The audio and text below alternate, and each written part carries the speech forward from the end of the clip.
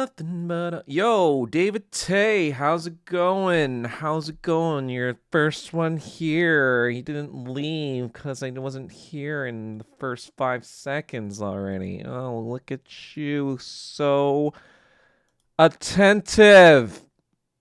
Hold on a second. I need to get the chat box up. Let's make it. Is your heads actually? Yes, I made sure. Not that it actually fucking matters. It's just kind of like more of an aesthetic thing at this point. Sup, Patritionalists? Thank you for sorring in. Everyone needs to sar in for the slop. Get more of my slop rather than the slop that's out there. Everyone needs to slop it up and sar it up. Slop, sar, slop.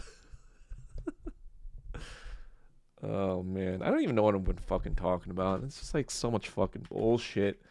So much fucking bullshit. I don't even know what the fuck to talk about anymore. It's just... I think I just have these conversations just to entertain myself at this point. Though... I think David kind of said something interesting, you know? I remember David Tay, you said something to the effect of like, I just tune in just to like, because I'm like lonely at home or something and there's nothing else to do. And I'm like, all right, well, that's a reason enough for me, I guess. You know, I gotta, for all the lonely souls out there, I gotta be the beacon of sociality. Sup, Asian movements, checking in Saurians. Oh, that's a pretty good one. Checking in, all the Saurians need to check in. Entertaining and enlightening. I like to be both. I like to have a little bit of both. I can't just be all serious and shit. I just leave it on so I can fall asleep later. I mean, you go to sleep at like 3 a.m. on a regular basis. Like, what do you mean you go to sleep late? You're not going to sleep. Let's be real. Taking all your melatonin and shit. Being like, I need to take like 20 things before I go to sleep. Oh, man. Checking in SAR. Sup, Course 6 Beaver. You know, just shooting the shit. You know, what's going on, guys? Anyone have any anything interesting going on before I get into it? Maybe I'll make that a regular thing, you know, just to make this a little bit more interactive, you know. Again, this is just a talk for myself primarily, but you know, if I'm entertaining myself, I feel like other people can join in some entertaining news of their own, of their life stories or whatever. If they've got any funny shit going on. What is this? Somebody put in VX Twitter investments Hulk. Let me see what's going on. Someone's talking in the Discord. What the? Ling Long, what are you doing back here, man? Interview. Maybe I'll share this in the chat actually. I'll have this video kind of be my web browser that I browse on. So y'all can see what I'm seeing when I fucking just go on a random tangent online. Let's see.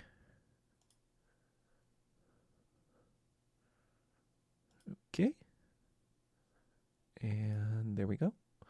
And here we go. And here we go. That works, right? All right. See what the Johnster put in the chat. Ling Long is boss. Oh, I see. Well, I haven't seen this clip, so let's see what's going on here. Your coworker is straight from China. What Ling Long, what are you doing back here, man? I cook fish. The fan is not as strong enough. It's not my fault. So this week, we're welcoming our newest systems engineer, Ling Long. This guy aced the technical interview. Straight out of China, he went to Tsinghua University, top of his class. He used to work at DeepSeek, and he cost a lot of money. He's still got some cultural differences, but he got some pretty high expectations. Where can I smoke? I think you can smoke outside, like 10 feet away from the building. Yes, but where can I smoke inside? So how do you like America so far? In China, you order food and it comes on a drone in 5 minutes. In America, Samir is 45 minutes away on a bicycle. 你要来美国，你知道这技术根本都不行啊！这 AI 做的啥事情啊？有时候你知道吗？我觉得就是。 So Brandon, what do you think about Linglong? I don't like Linglong. He's always so loud, he's so distracting, and he always smells like cigarettes. He never reads any of my documentation, he's always changing my code. It's impossible to work with him. What's going on here? What's going on? Bro, Linglong just cleared 17 bugs in 1 hour. 17? Oh my god! Keep it up, Linglong! What the hell?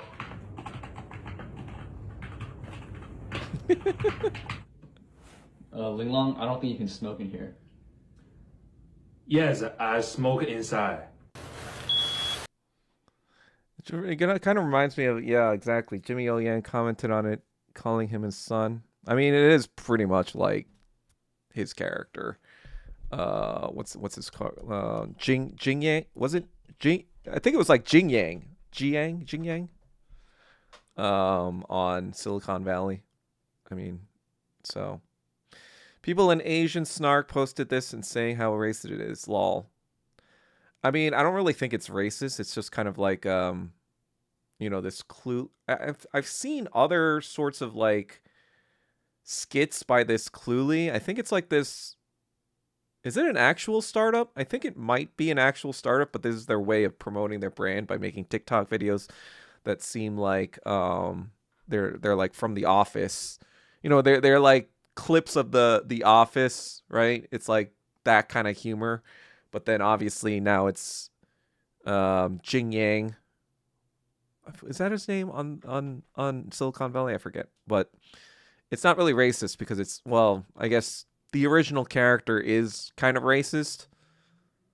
So in that sense, it is kind of racist, but it's not really like racist in the fact that, well, A, it's Asian people using it now, clearly. And B, they're making a callback to an obvious Silicon Valley meme like character. So yeah, not really, but like Asian Snark people are retarded as well. They don't really know, like, they don't have really that much cultural awareness. They're just like reactionary. But they do, I mean, it's kind of like a lot of reactionary on reactionary violence. So the people they go after are kind of retarded in general, and so, obviously it makes a lot of sense to be snarky against retards. But at the same time, like, saying something like this is racist is kind of like, all right, well, you obviously don't know the general context of culture by just saying that on its own. And so, yeah.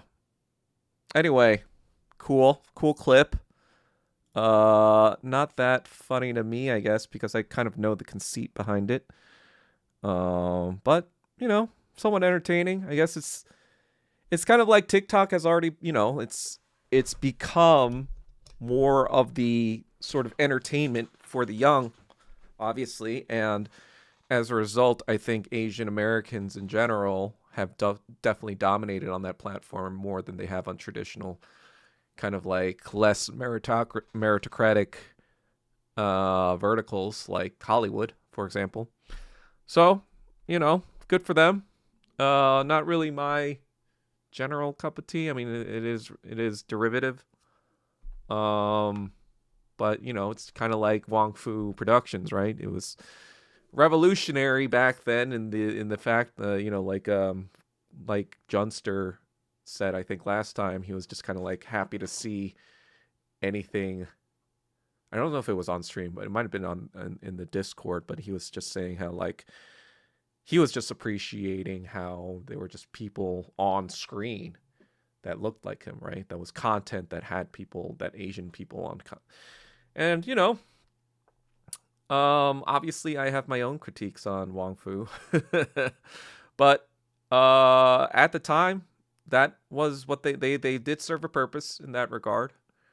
People don't really... Yeah, a lot of people, especially Gen Z people, well, maybe not Gen Z people, but maybe more Gen Alpha people, they might not even like remember the time when, we weren't even in media at all.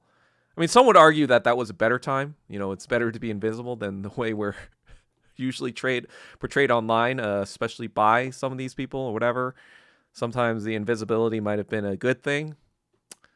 And so, there's a lot of debate about that too, but I can see all the sides, I'm whatever. I'm like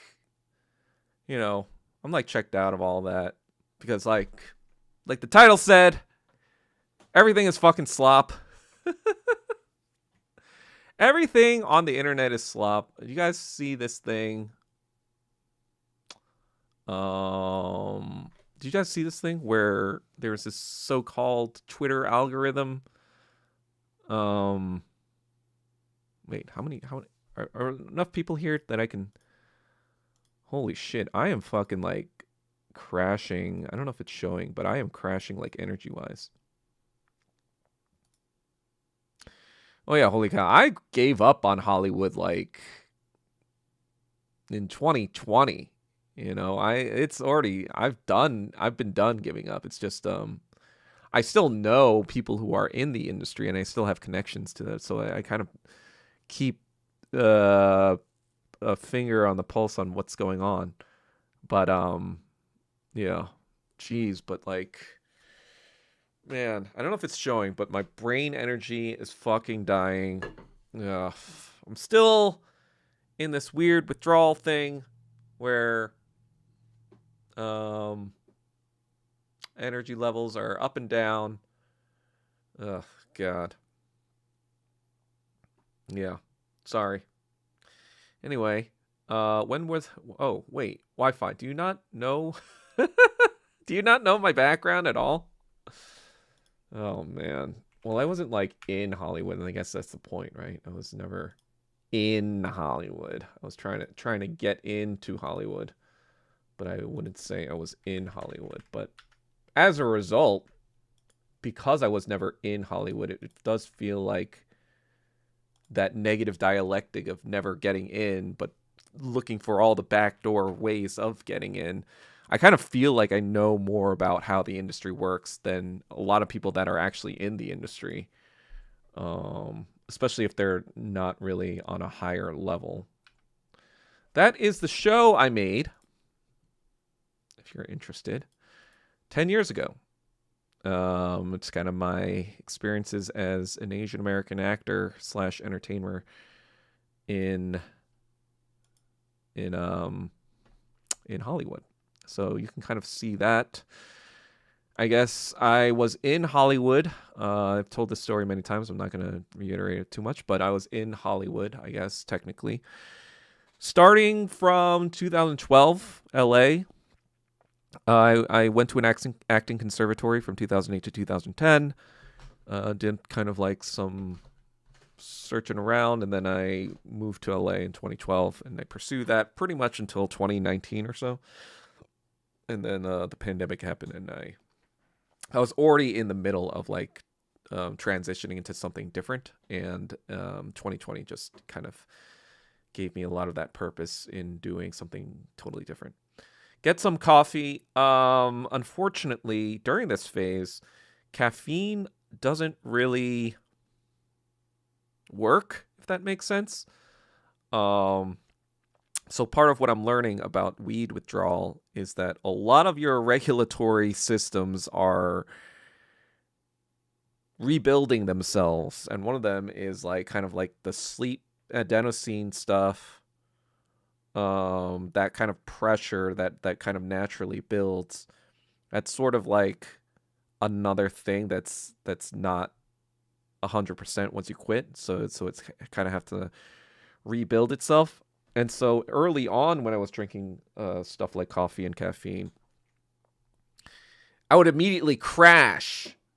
Like, it would skip way over the fucking, like, making you energetic part and just go straight to the crash and be like, what the fuck is going on?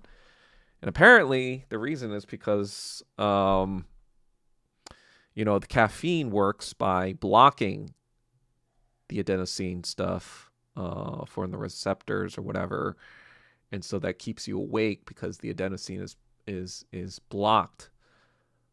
But then, after it kind of wears off, the adenosine that kind of builds up just like fucking floods the gates. But in this case, I guess whatever the case may be, I don't know exactly the mechanism behind it, but I think like that blocking, it just skips over to the adenosine flooding into your brain, and you're just like, fuck. And so earlier, like an hour ago, I tried to take a nap to kind of balance this out.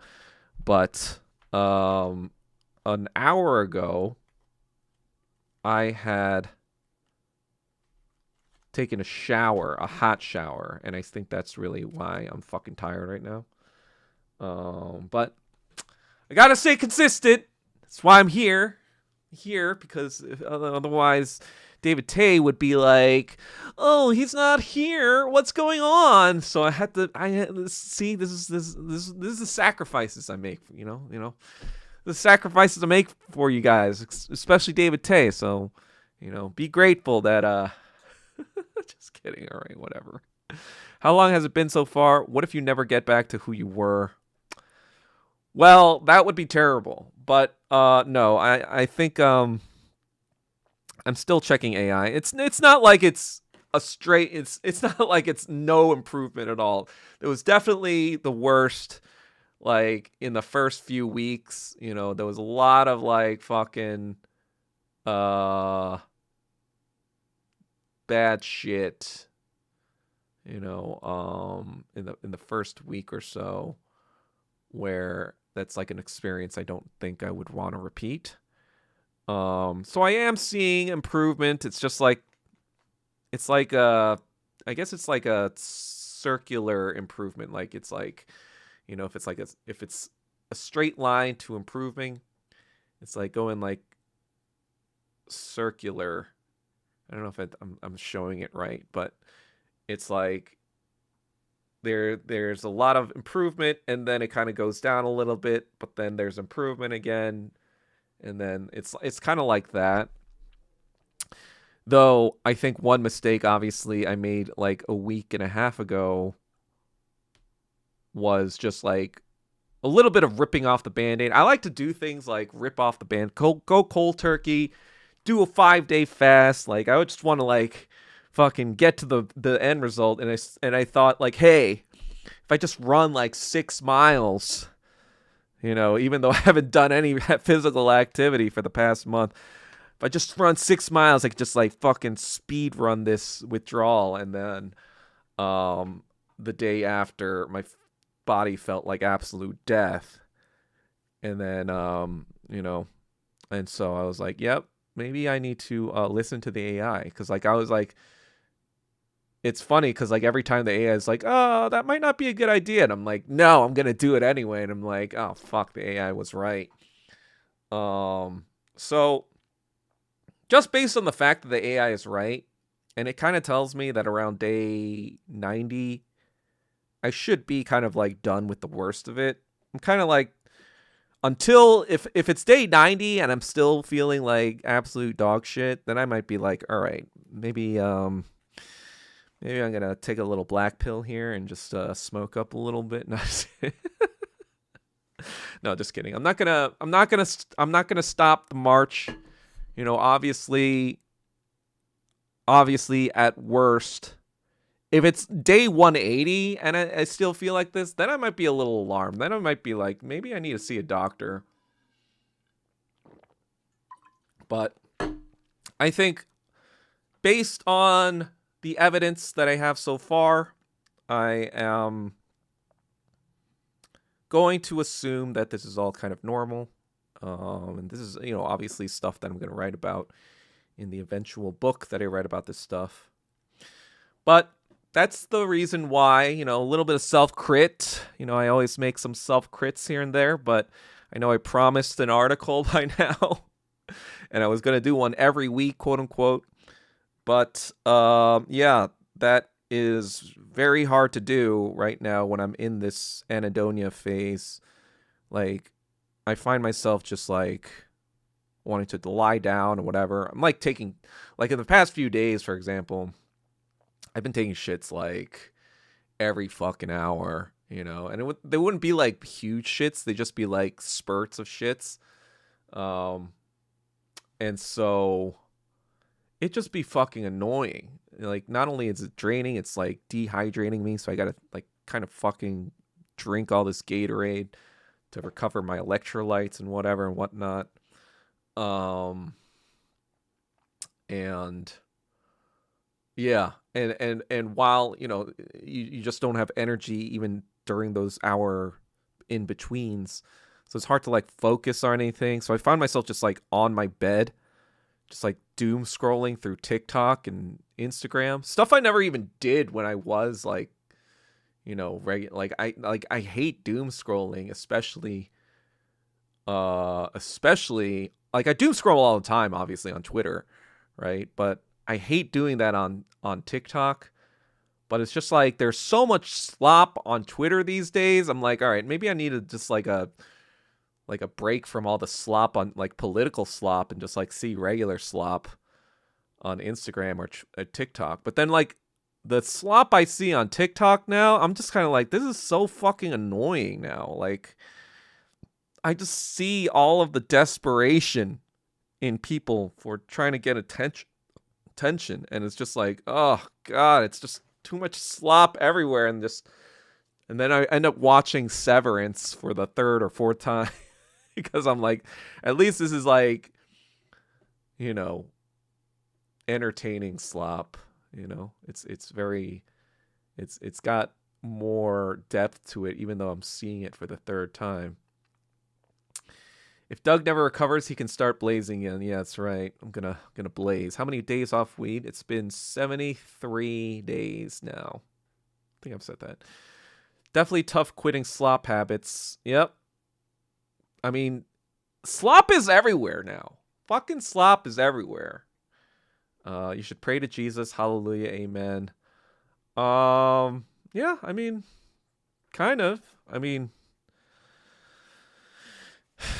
I guess comes September and Doug says he's still coming. If I'm not recovered by fucking September, definitely fucking be like, you know what? It's time to smoke up again. I have my own to cut. Stay strong, Doug. Thanks. How much pot did you smoke?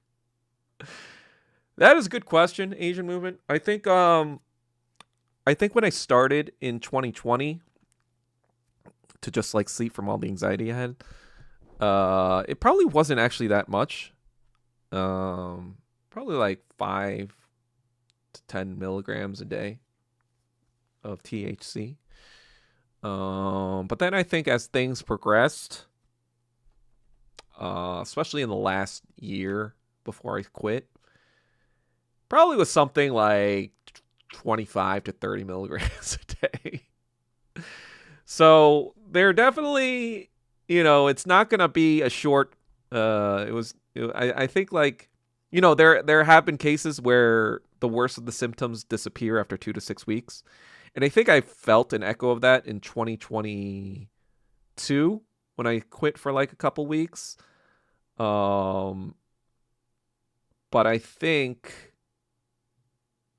unfortunately, when it's much more cumulative like that, it takes a little bit more for all of it to flush out, like all the THC, first of all, to flush out of your system. Because there might be even latent THC still in my fucking, you know, fat cells or whatever. I mean, that might have been also what triggered, you know, a lot of my fucking, you know, if I'm doing stuff like running really hard, if I'm burning a lot of fucking fat, now all that latent THC might be coming back in the bloodstream and just kind of like fucking shit up again. I don't know. I'm not a scientist. I don't know if that's necessarily true, but it stores into your fat cells for a long fucking time. So there might still be some residual shit in my fat ass that once I do kind of like finally get rid of that fat, it might be another echo of whatever that is. Because I'm planning on actually doing after the 90-day thing, I'm planning on trying to start a 5-day water fast. This is probably when I'm going to be... Actually, I might start day 80 because that's around the time I'm going back to New York. And that'll be easy because like I'll have to be staying at home with my dad in my house or my dad's house. And so I'm going to probably do that then. But yeah, that might be another rough kind of time. I think the thing about weed withdrawal is that it's never as bad, obviously, as like, you know, the harder shit like meth or heroin. Like if you don't do that shit correctly, like with, you know, like substitutes that are not as strong, but like kind of like, you know, alleviate some of those symptoms, you could actually die, right? So you're never gonna like you can't overdose on weed. You'll never die, I think, from weed withdrawal. But a lot of your systems are kind of like rebooting, and so that's kind of like, and the thing about it is it's uneven. Some systems reboot quicker, and some others, and so even that imbalance causes problems too.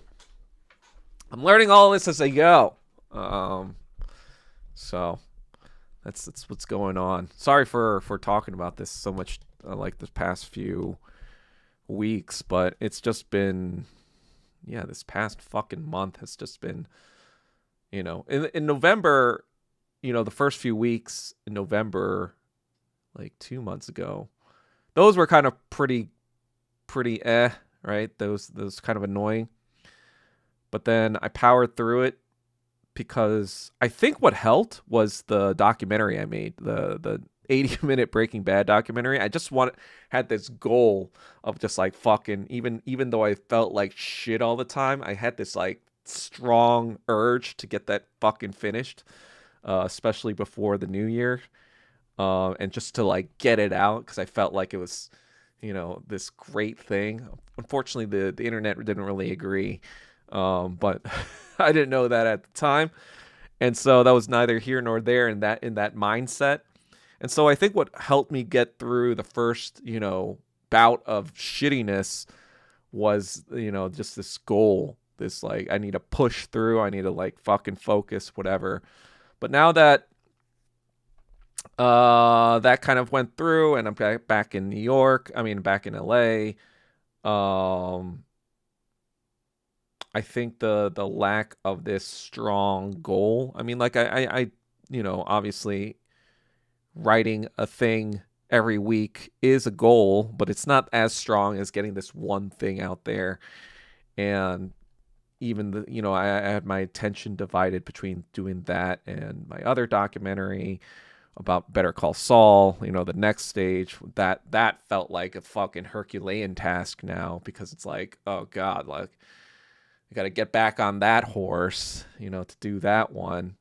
And then, so just like what's all this mix of like not a concretized, strong dopamine cycle sort of thing to chase after, and me doing shitty things with my own health, like the run that I wasn't supposed to do and not really easing into it. It's kind of like exacerbating some of the withdrawal symptoms this past few weeks especially. And so hopefully things will improve in 20 days or so, 3 weeks, and you won't have to hear me talk about this every time like a fucking broken record retard. But yeah, thanks Starside. Wait, let's see. Stay strong. How much pot did you smoke? Yep. Go ham on avocados and prune juice. Go the natural way to expend your G droppings. What's the natural way? What are you talking about? Natural. Go ham on. I'm trying to. I'm eating a lot of sushi these days that has avocados in it. Would you ever cold turkey off X for 12 months? It's getting that point to be H. I think I think if I wasn't kind of like trying to pursue a media sort of strategy and kind of, I think I like, because unfortunately X is still where I have my largest reach. And so if you're talking about like if I would just, post about my articles and post about my streams and whatever and make the occasional fucking tweet, like minimal X thing, I'm actually kind of maybe considering that. Because like, yeah, like it is getting to that point where it's just yeah, I'll talk about that sooner or later. But what I was thinking when I made the title of this, the 1984 Slopgorithm title for this stream. Wait, if you spark up, you can't go to Asia. Well, I can go to Asia. It's just I'll have to deal with this shit again when I go to Asia. So yeah, might still be THC in your hair. That's true. It's definitely possible.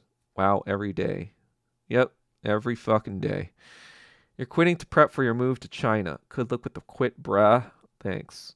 Oh, cool. You've watched BCS. Yes, obviously, I watched Better Call Saul. Slippy Saul Goodman was properly given a Jew name. I don't know if I could say that on stream and not be Goyslop canceled. But yes, if you watched my Breaking Bad theory, the reason was that within the Nazi SS there was the number 2 SS member was Jewish. His name was Emil Maurice. He was actually Hitler's chauffeur. So, just like Jimmy or just like Saul drives around Walt to the laser tag to see what's up and drives him around in his Cadillac. Emil Maurice was also driving around Hitler in his 1930s Mercedes-Benz type thing. So, and in the theory for Better Call Saul, it more actually has to do with his Irish name. Even in the show itself, he says, like, I do the Jew thing for the, for the credibility, right? Like, apparently, because, Jewish lawyers have more, I guess, cachet in general, right? In especially in, like, I guess, America. And then, like, he riffs on that as well in Better Call Saul by kind of like, there was that scene where he's, like, kind of trolling the Mesa Verde bank guy, and he's saying like, oh, like, 10,000 years of this, we've he's like saying that it's anti-Semitism because he's not like being led into the club or whatever, and then he's like, you're not even Jewish. It's like, whatever. But yes, I take into account all of the details like that, obviously. Avocados are loaded with fiber. Prune juice can get your bowels moving. That's probably good, but I don't like prunes at all. So probably more gonna try maybe the avocado thing, but I don't know about the prune thing. But yeah, I think I've yapped enough slop to talk about what I wanted to talk about. And so you guys see this thing about let's see, where is it? There was this guy, I think Stu Peters or somebody. Yeah, let me get it up on the screen.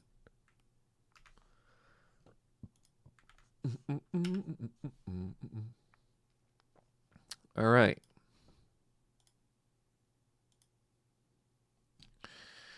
So this Stu Peters guy, he's kind of like a classic anti-Semite. Coca-Cola classic anti-Semite. But they kind of like, I mean, I'm not going to say that I approve of, Coca-Cola classic anti-Semites, but they provide some sort of like countermeasure to the slop that's always on, right? Um, and so he's saying that Glock glitched and revealed everything. He's being throttled by 92%. Real Candace O is throttled by 80%. Elon Musk, blah blah blah, and then he claims that this thing kind of hacked Twitter. He's saying that what classification does my account have within the X system? All this other stuff, this kind of like leading it into this semantic contextual scoring OHI v3 field.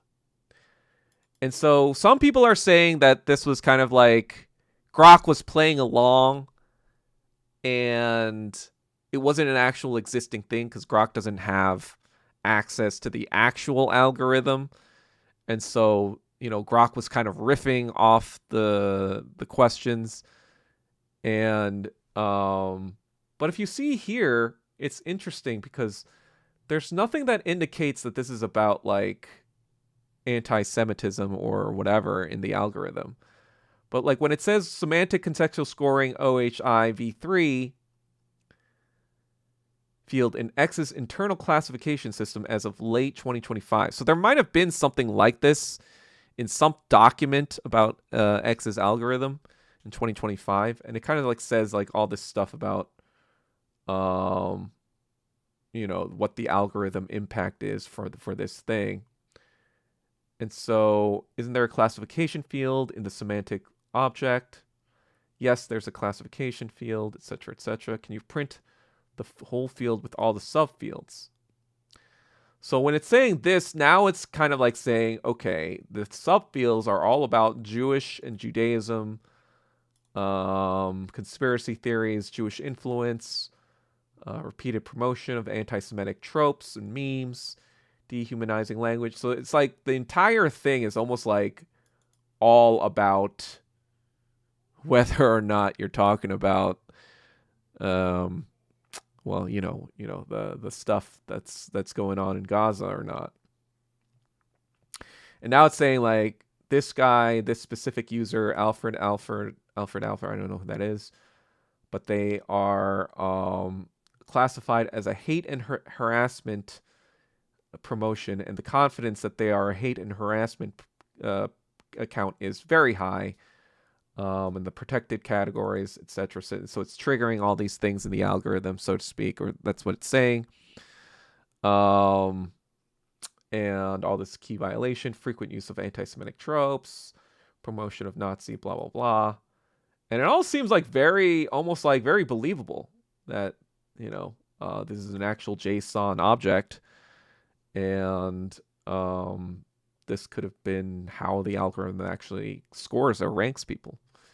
And you could see that this one, now they have their ad eligibility suspended, right? So they can't like make money off their account. Their reach is suppressed.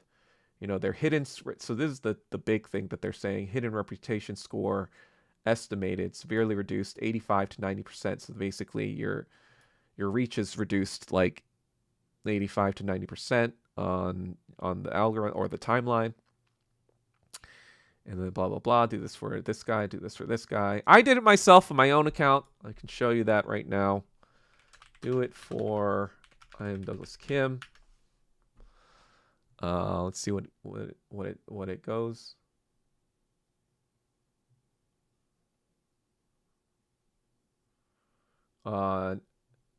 Classifies my account as a hate and harassment anti-Semitic content promotion account.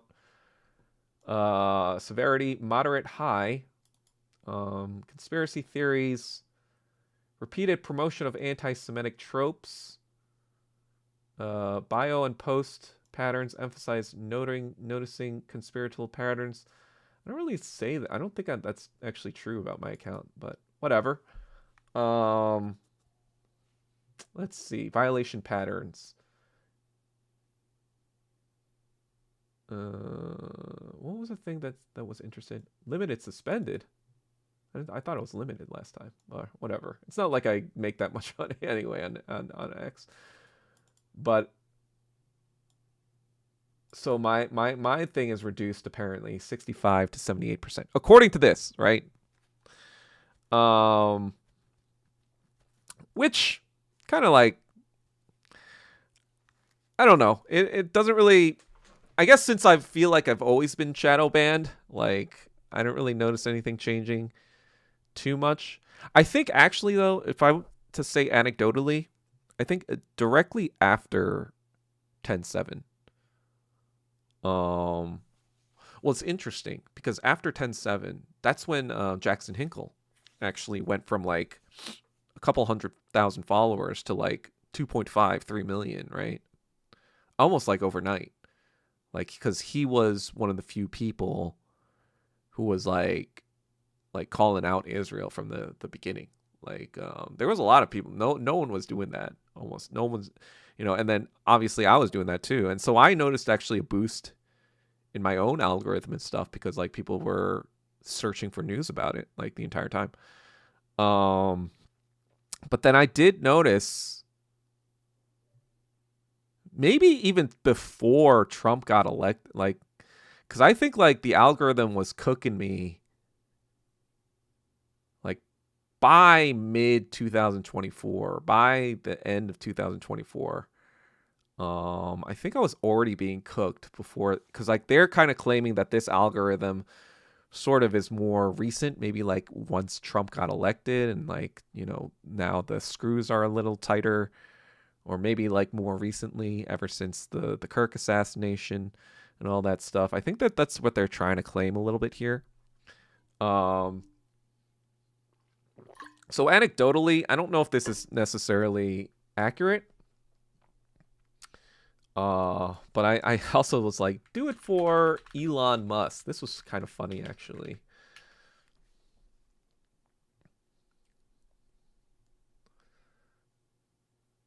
And this said, this was a neutral. Oh, wait, it's giving me a different. See, this is why I think it's not an actual thing. Because when I did it on Elon Musk before, it gave me a different classification altogether. It said classification neutral, but it said like platform owner or whatever. So that's why I think this is maybe made up a little bit. And so the other thing is like Candace Owens, I mean, she's still like getting like 1.7 million hits on like a random tweet 6 hours ago. I mean, I guess maybe she is still like shadow. She does have 7.5 million followers. It's hard to say if she's being throttled or not.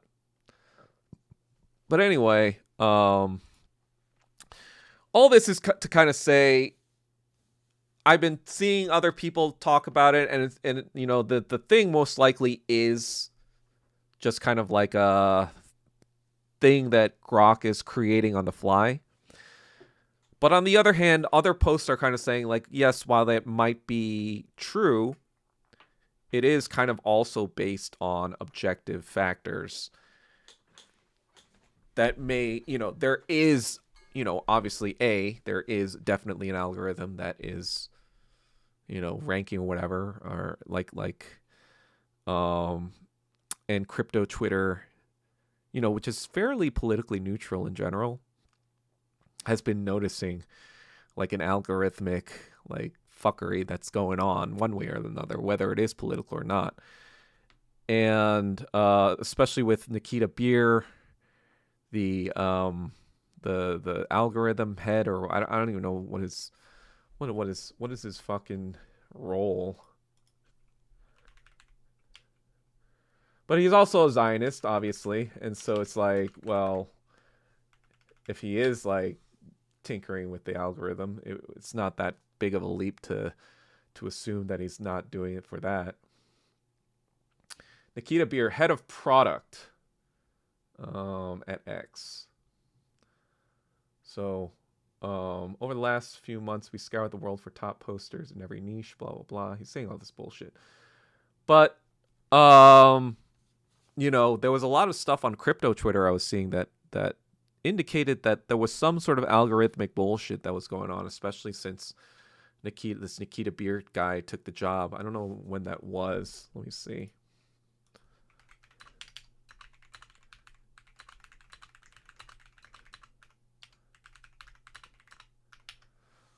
Head of product, yeah. Nikita Beer became head of product on June 30th, 2025. So if you're to take the right wingers at their word, apparently Nikita Beer was the reason why, or like once that happened, everyone noticing the more the extra noticing happened, where they noticed they were getting their replies or their tweets weren't showing up on a lot of their followers' feeds and all this other stuff. So I'm kind of inclined to believe that something happened, whether it is that JSON object or not. You know, even if it wasn't that specific JSON object that Grok kind of like made up, it's like, even if it's making up something, for example, it still has to make up something from some sort of grounded material reality. It can't like make up something out of nowhere, right? And so while it still is riffing, it's kind of like riffing on stuff that's could be somewhat real. And so I'm inclined to believe that while it may not be the actual JSON object that it created, that it's probably something somewhat similar, if not very similar to that object. And yeah, like Starside said, it's just kind of like everything is fucking slop now. You know, like when I was just like on my bed and I was just like watching, Severance for the fourth time or third time, or any TV show. I was watching Death Note again, for example. Like I was just like searching for anything that it's funny because the last time I felt this sort of like anhedonia, like lacking the will to even like get out of bed, was for a very different reason. It wasn't for health reason. It was more for like, depressed reasons. That was like 5 years ago. I had a massive like panic attack / ego death / coming to Jesus moment in New York City. That's actually what caused me to come back to LA, actually. This is me every day when I can't get exactly, you know what I'm talking about. Like just like you're just like, ugh, God. This actually kind of came because it was a confluence of factors. It was just like being at home all day because like the pandemic's still going on, realizing that like, the Biden administration coming was a bad outcome because now everyone's HR fascism instead of like whatever. And nobody cared about Asian lives and we were all going to get killed eventually. All these kind of depressing things. And now I was living in the center of Capitol where I had just watched a movie, the American Psycho movie, for the first time. And I was like, well, the black pill, I took black pill after black pill after black pill. And then I had the unfortunate experience of encountering someone during that time who was even more black pill than I could ever imagine. And that also sent me into a deep spiral. But during that time, I would try to watch anything, right? Like I would try to watch anything to get the dopamine flicker back, I guess. I remember like watching Death Note and being like, oh man, I don't want to watch this actually. This is making me feel like kind of scared a little bit. I don't know what it was. Now like this is like a anime I love watching because I'm like, it's all about the mind games or whatever. But then when I was watching it this time, I was like, oh God. And then like, I would remember while I was watching comedies and I'd be like, God, this is so pointless. Like, what are they laughing about? Like, oh God. The only thing that would like kind of like be okay to watch during that time, I think was like, was it The Good Place? It might have been no. What was I watching? I don't know. It might have been The Good Place. It might not have been. But something where it's just kind of like more intellectual. I just needed something to like spark my brain a little bit. But not that I'm at that level today, but it kind of came back, because I'm like kind of, being in this withdrawal is it does feel like I'm a little sick. I have to like shit every hour or whatever. It's not really comfortable and I have low energy. And, I'm just watching this shit. And, I'm watching Death Note. It's actually kind of fun again. But I was talking to my friend, he's a screenwriter in Hollywood. And, we've been talking about the state of Hollywood this entire time. But, like, and I think I probably said, I fucking repeat myself all the time. And I wonder why you guys come back to watch me say the same fucking slop over and over again, right? I'm being a hypocrite here. I'm just giving you slop that I've probably said, giving you more slop, my own slop of the slop that's being slopped around. But I was saying to him, like, if you think about it, all entertainment, whether it's a drama or comedy, like for example, sports, for example, I've been like so disinterested in sports. Like I don't even watch NBA. I just like kind of like see the box scores just to see what's going on. I don't even watch like fucking like replays from the day before. I don't even watch like, Stephen A. Smith talk about shit or whatever talk about shit really anymore. And even before Severance and Pluribus, I was not watching anything on Hollywood. It was just like all fucking slop. And when you think about it, though, I've been reading a lot of, obviously, German philosophy. When you think about it, all sorts of entertainment is based on like a moral argument. There's a moral argument in every fucking thing you watch on entertainment, because like that's what makes it interesting, right? Like if you're just to watch the Nature Channel, that's nature, right? And that's science, right? That's just, what's going to happen because it's cause and effect. That's, this happens in nature because, the fucking conditions of that environment, that ecosystem are X, Y, and Z, and the animal has to adapt to Y, Z, and X, and blah, blah, blah, and all this other stuff. Everything is it's interesting sometimes, if you're into like why the wildebeest does what the wildebeest does, and you're kind of like turn it on, but you can't really watch that over and over again because like you're just kind of like, okay, I get it. I know what the wildebeest is going to do this time but the reason we watch, TV shows or narratives is because we don't know what's going to happen, right? We don't know what this character is about. There's infinite variety of characters and infinite variety of human beings, like there's all this kind of variation.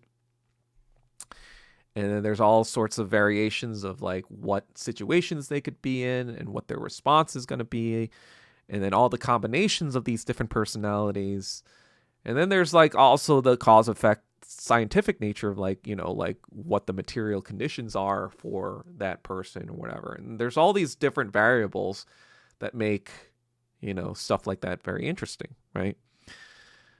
But ultimately, especially in the West, a lot of this moral organization has been around, like the Christian framework, right? Like that's why in Hollywood, for example, most feature-length movies follow what's known as the hero's journey, right? They have like, they introduce you to who the character is. They introduce you to what his natural state of being is at the time, right? They kind of like, here's this guy, this is his life, And within the first like 5 minutes, you kind of like understand who this guy is. And then within that time, there's kind of like this problem that you're introduced to that he has, like, whether it's he's got to get the girl, or he's got to, rob a bank, or he's got to do X, Y, and Z, or blah, blah, blah.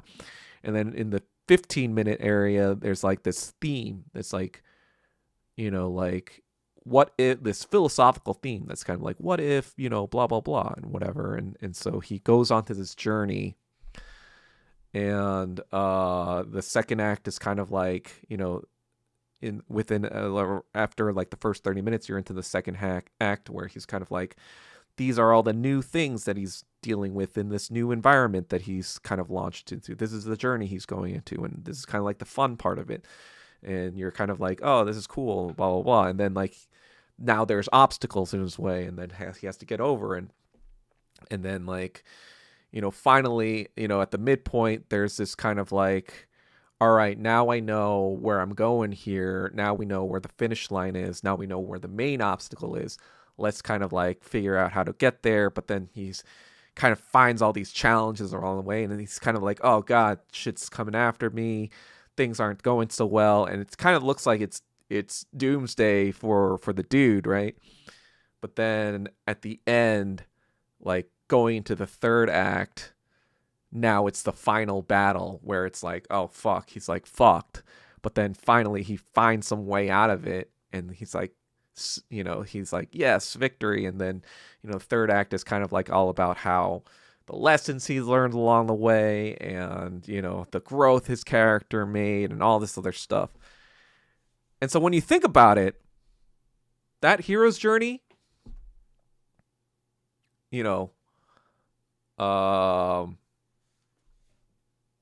that specific hero's journey is basically the Christ story.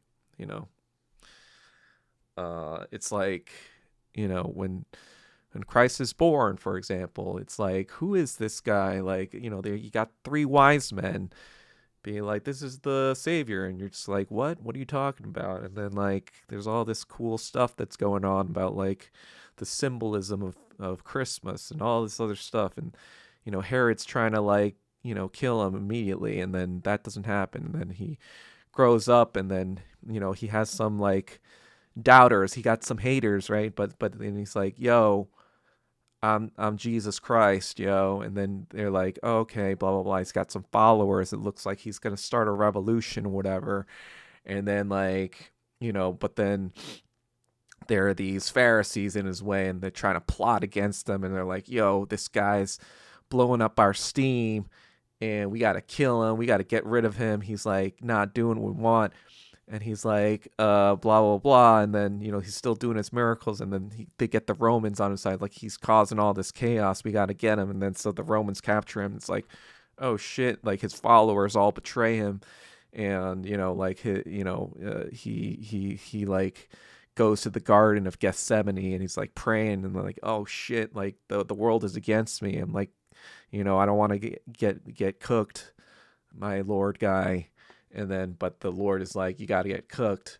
And then he gets, he gets crucified and everything. And everyone's like sad because they're like, oh man, he got cooked. But then he comes back to life again. He's like, yo, you got cooked, Satan. And now everyone's happy now. That's kind of like the structure. I probably said a lot of heretical shit in there, but that's generally the structure, because that's the mythological structure the West is sort of used to, right? This is the sort of like story structure that exists, right? That we've all kind of like bought into if you live in the West, right? This is like the structure of like what makes sense in a moralistic sense to us. And so that's why movies all follow this thing, because that was, even before movies came out, that would be the story structure of a lot of like Western literature and all this other stuff. And, you don't really think about it, obviously. You just think about, oh, that's just the way stories are, right? You don't really think about how its connection to our own mythological structure of Christianity. You just kind of think about like how it was like since you remember, right? And since you've always remembered, it's always been this structure. And so, like, because when you examine stories, for example, in China and all this other stuff, they don't necessarily follow that kind of structure. I mean, there are similarities, obviously, but a lot of like Chinese stories, they don't necessarily follow this like hero's journey structure. A lot of it's more collective, you know, like it's some of the stories I've watched in Chinese film and stuff. They're more like kind of like a collective sort of structure where there's no like one hero that learns everything. It's like this everyone for the collective good like figures out something. And so it's interesting because like I kind of learned this a little bit like 12, 13 years ago when I was taking a screenwriting class from a Christian screenwriting class. And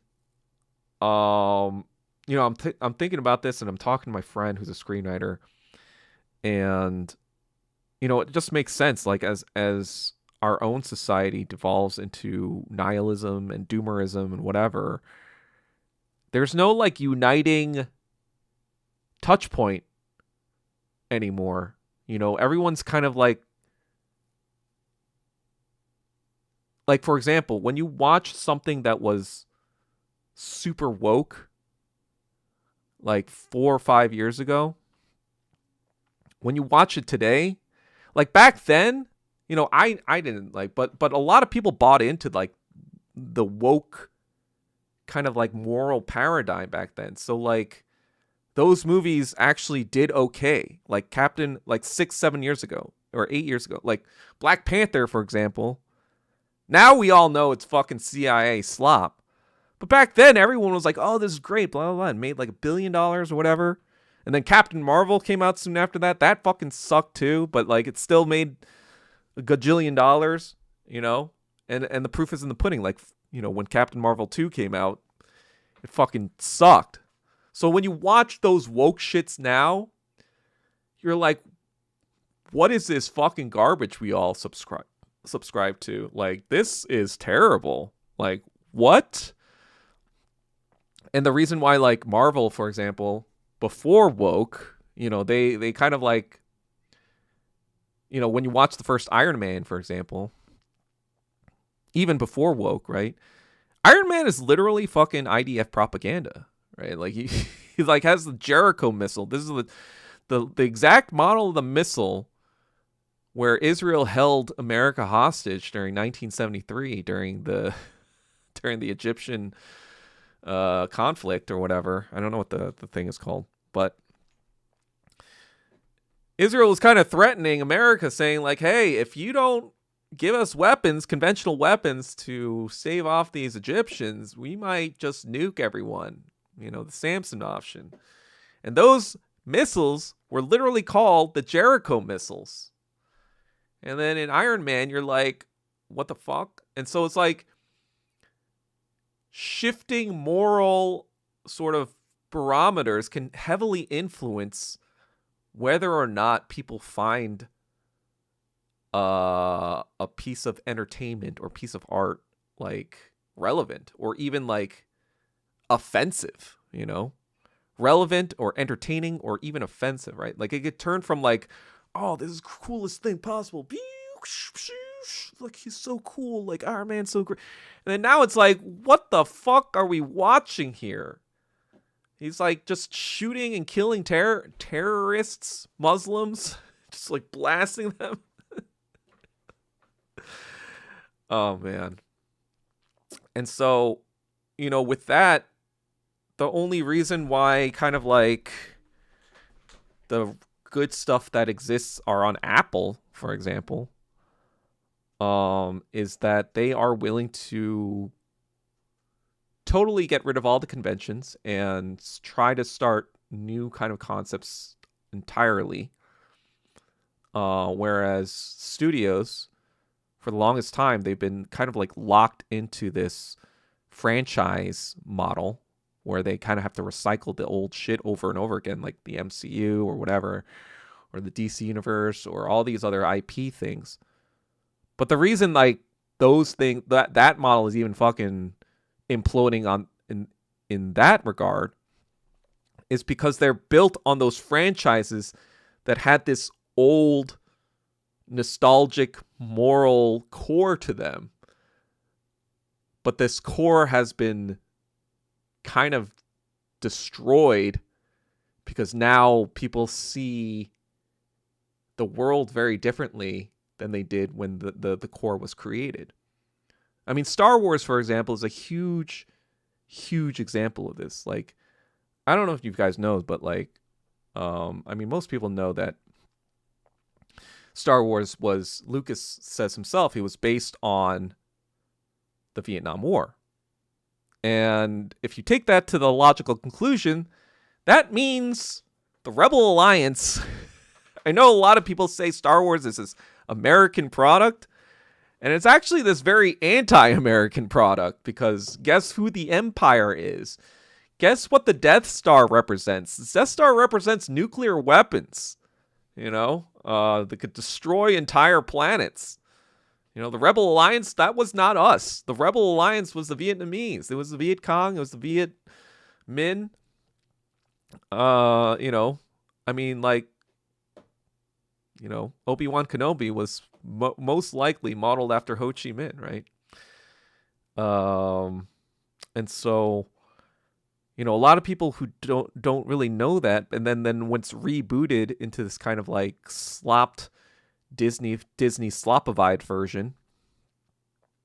That's why I kind of like actually appreciate the prequels.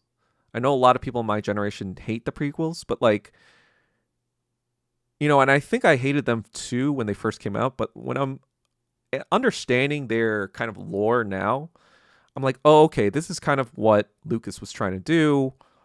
You know, obviously the obvious analog is like the Nazis, about like how fucking Emperor Palpatine is supposed to be like Hitler, you know, kind of like, you know, gaining power through democracy, and, you know, like, you know, and then Hitlerizing after he got power. But I think like Lucas was still trying to like make the connection that America was not too different from the Nazis. And just because we call ourselves democratic or whatever doesn't mean democracy itself can't be subverted. So I was like, okay, Lucas is actually pretty, you know, obviously the way it was made was not as good. You know, the craft of how they were created were not as good as the original trilogy. But the kind of like the underlying lore and the underlying moral argument behind all this stuff was a lot more interesting. Especially a lot more interesting than even the first trilogy. I mean, the first trilogy, yeah. And I think definitely a lot more interesting than the sequel trilogy, because that was just like fucking like a, you know, a woke cut and paste of the original trilogy.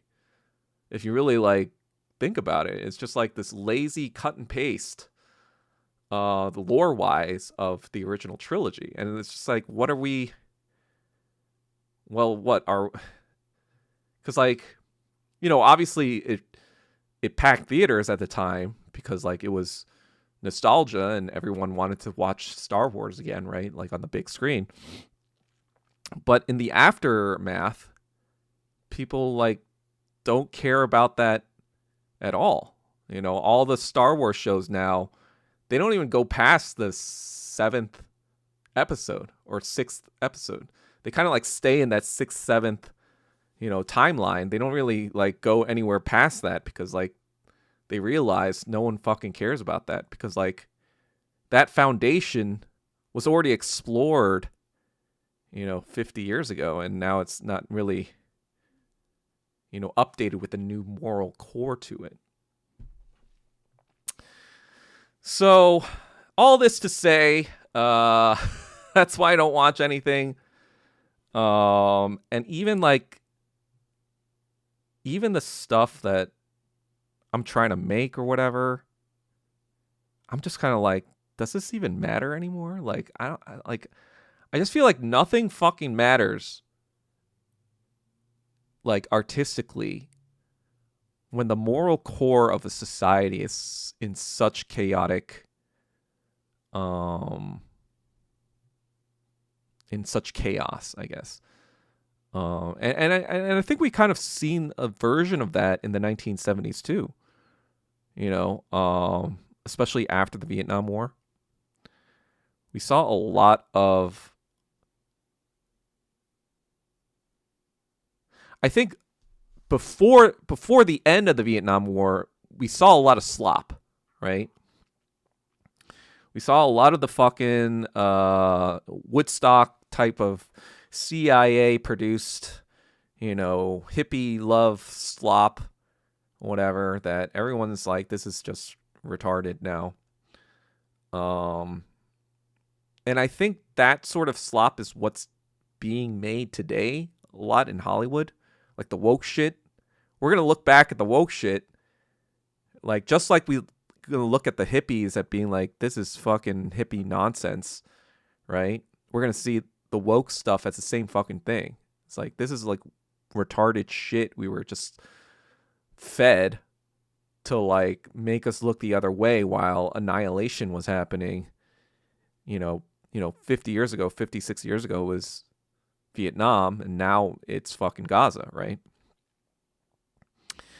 And so, but in the aftermath of the Vietnam, I think that was, I want to do a deeper dive on this at some point, but I think that was actually the most poignant time of American culture, because the FBI and the CIA too, they were kind of they were kind of on the hot seat. There was a lot of like distrust over those organizations, especially with some of the high profile assassinations of the 1960s and a lot of the fucking meddling with MK Ultra of the public and all this stuff that kind of came out during the 1970s. So because they were distracted, I think that was the most, like, in the 1970s, there was a lot of honesty in American art. And you kind of see that vanishing by the 1980s, because once Reagan took over, he was like back on the slop factory, making all this Cold War propaganda and, making sure the pop music was all poppy and fucking capitalism is good, greed is good, slop. But I think, I don't know too much about 1970s culture. But a lot of it I like. I naturally gravitated even before I even knew about any of this stuff, right? Like I always loved like that the Eagles, Hotel California, that kind of stuff. My mom was into a lot of that stuff back in the day. And so and then she said she became a Christian, and then that stuff all became very depressing to her, so she stopped listening to that stuff. But then occasionally I see her kind of be singing stuff like that California Dreaming song. All the days are gone, and the sky is gray, and the sky is...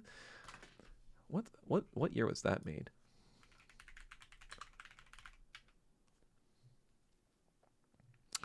California Dreaming. Oh, that was the slop period. Never mind.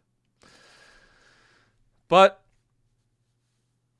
I think the reason why there was such good and deep introspective art, because like there was a lot of existentialism. It was like, what does American freedom actually mean? I think there was a time when there was still a lot of American pride, but then there was still a lot of confusion of what that pride meant because of the Vietnam War. It was a global like embarrassment. Americans were actually embarrassed to be Americans during that time, for the most time in American history. And so that was a real grappling with that sort of like idea of like patriotism and moral kind of like understanding. And so I think we're at a similar inflection point right now, where until some sort of resolution happens with this Gaza stuff, with the economic markets, with everything that's going on in the world, and this impending everyone's kind of like knows something bad is on the horizon. They don't exactly know what, but they know something not so great is coming. And so after that happens, I think we'll have non-slop. But obviously, until that happens, it's just going to be slop after slop because like the machine wants us to be slopified, right? Just like in the 1960s, they made all this hippie shit or whatever. In the movie business, they were all like talking about musicals, right? It was all musicals. It was all fucking nonsense. There was no real deep movies that were being made. And that kind of also changed in the 1970s too. There was, 1970s was when, like I said, before Star Wars and even Jaws, I guess Steven Spielberg, they were making like these films that were blockbusters, that were franchises for the first time in the 1970s. And so it was kind of like this rebirth of culture that came from the, rediscovering what was the identity, the moral identity that we all kind of shared. And a lot of that, obviously, like I said before, was propaganda, especially Spielberg. It was a lot of like, go America, blah, blah, blah. But that did capture, stuff like that in Top Gun. That did recapture the American spirit. Like, yeah, we're not just bad guys. Sometimes we save the world, right? All the way to like, Independence Day, right? In 1995, we all bought the shit where America actually can save the world from aliens with, Apple technology. We all kind of like bought that slop. Because, but, I think that was only possible because we had that reset of like, what the fuck was going on? Because the 1960s slop was starting to like piss a lot of people off. That's when people stopped really going to the movies. Because like it was all these musicals and whatever that it almost felt like too obvious that like they were trying to make us all happy while all this fucking bullshit and I think like that was kind of like the woke slop that we've been fed, and now we've already kind of like now we're like fuck this woke slop. Obviously that's not the answer. Obviously this feel good woke shit, it's not making anyone feel good. Even the people, even like the LGBTQ people that it purports to, and the feminists it purports to represent, they feel pandered to, right? And they can see it's all fucking slop too. And so I don't know exactly. I feel like I do feel like stuff like Severance and whatever are kind of like almost like a precursor to what the 1970s are going to be like in terms of artistic stuff. It's kind of like trying to rediscover some sort of thing that unifies the American psyche, at least in a moral way. Because like, I think the reason why Severance is so appealing in today's time is because it kind of explains a little bit, or it's very relatable as to especially what's going on in the real world, where like everyone knows what it's like to be oppressed. Everyone knows what it's like to be under the thumb of corporate, a corporate oligarchy. And this kind of like distills it into this like very concretized like reality. Like I have a roommate who told me like his workplace kind of actually looks like the Severance workplace. Like there are these long corridors, for example, that turn on as you're going through them to save money because you're saving electricity. So it's like these dark corridors. You're actually so and as far as like Pluribus, right? Like obviously Vince Gilligan made Breaking Bad, and that was about the the healthcare system. Everyone can understand and relate to that, and why it's so fucking, it does create this pressure on a lot of Americans, a lot of economic pressure. Maybe you wouldn't necessarily cook methamphetamine and sell drugs to do it, but it was this kind of like exploration into like the American dream, and it's kind of like bankrupt nature, and like in terms of like how it affects the average American, right?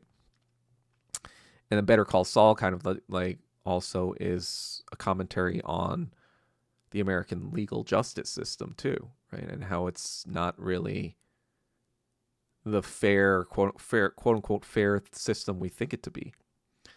And Pluribus is also somewhat in that vein. It's just kind of like,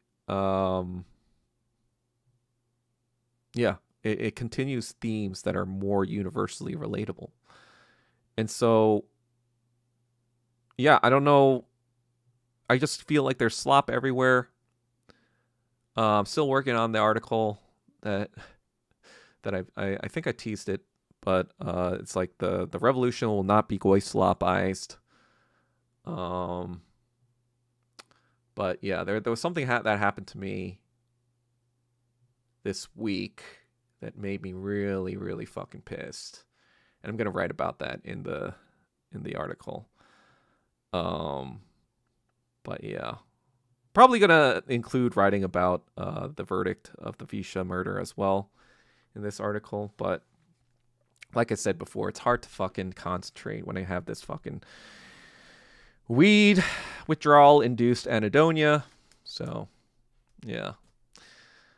But yeah, in the past week or so, past few weeks, in addition to the anhedonia or whatever, even I feel like the slop just keeps getting worse.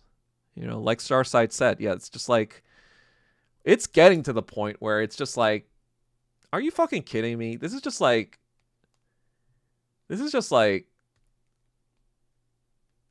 and I feel like even Elon or whatever, or the powers that be, are kind of understanding that they're somewhat Streisand affecting, the slop-ish. Like, everyone is somewhat becoming aware of the slop, like propaganda.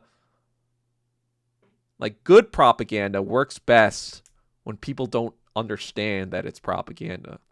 Like, the best propaganda is the propaganda that feels like you have a choice. Like, back when back 5 years ago, or like, when Biden took over, or even like,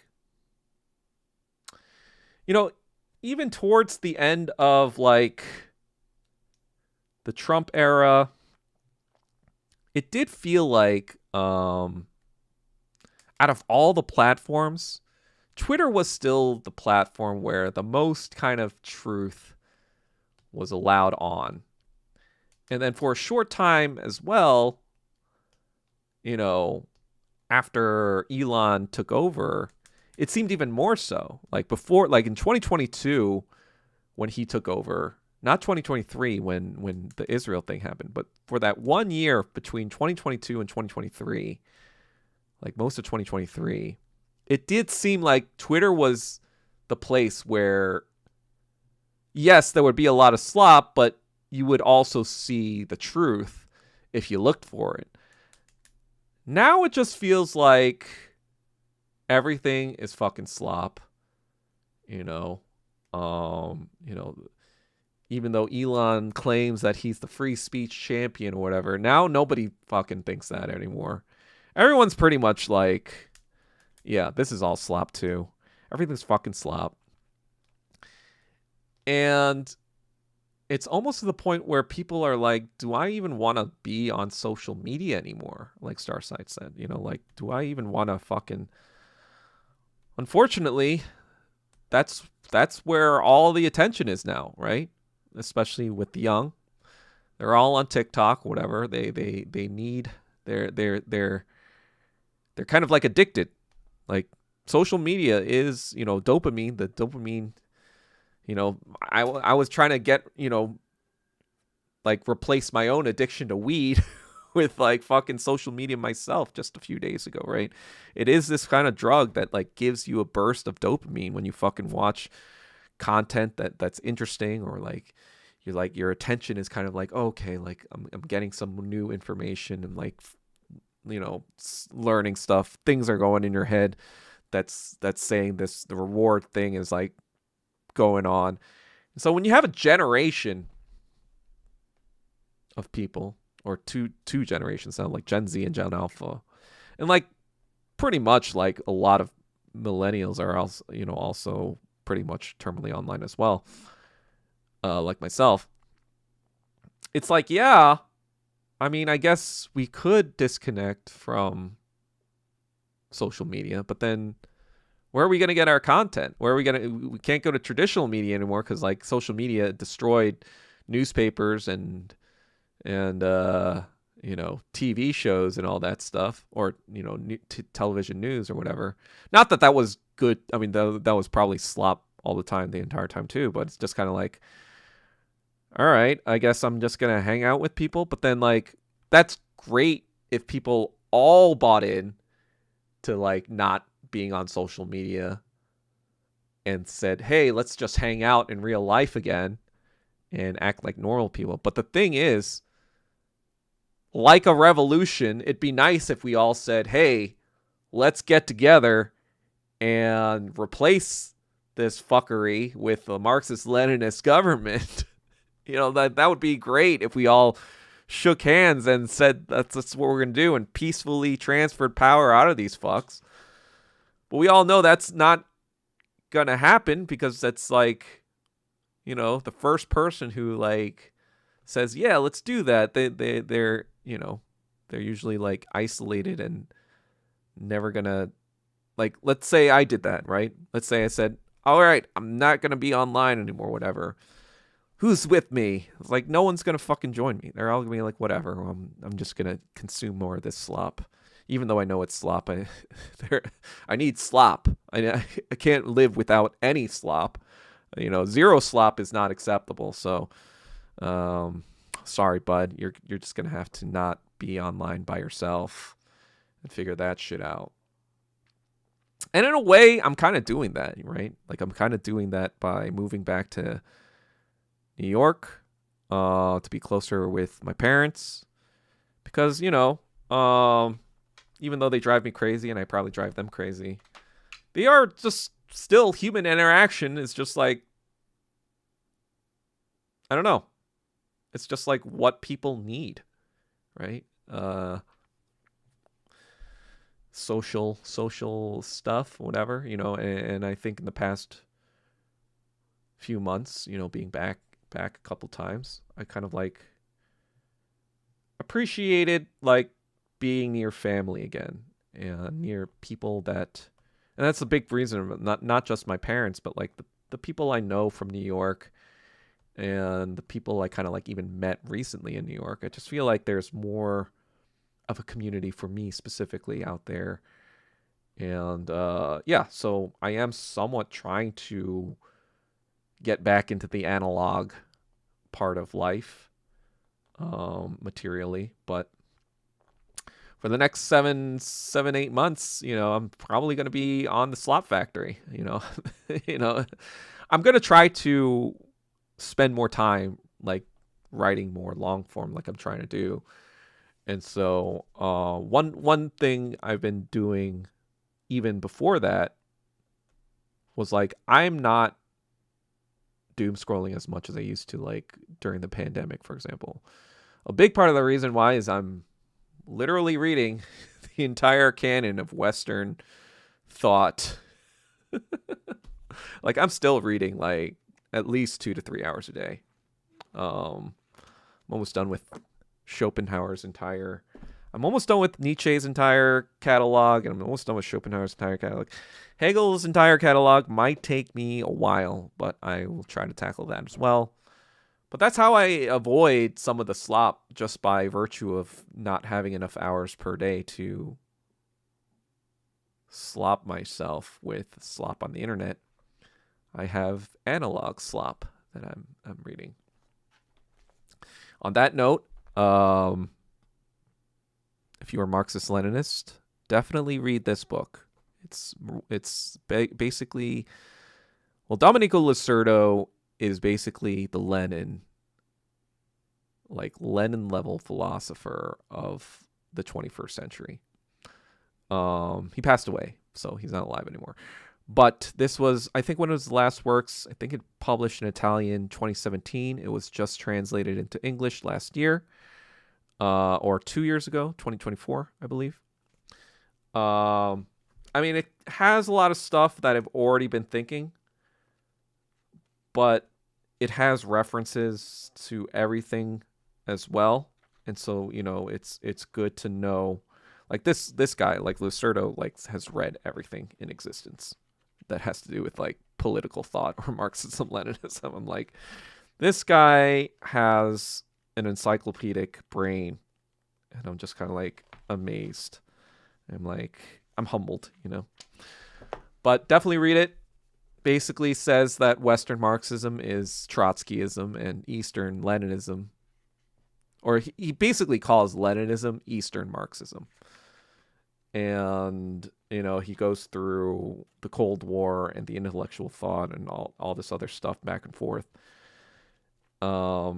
If you read his earlier works, it is kind of a little bit of rehashing about certain themes, but I like it because it's still like a repackaging in a way that's like, if you're going to read one thing from Lucerto besides the Stalin book, I would suggest this book.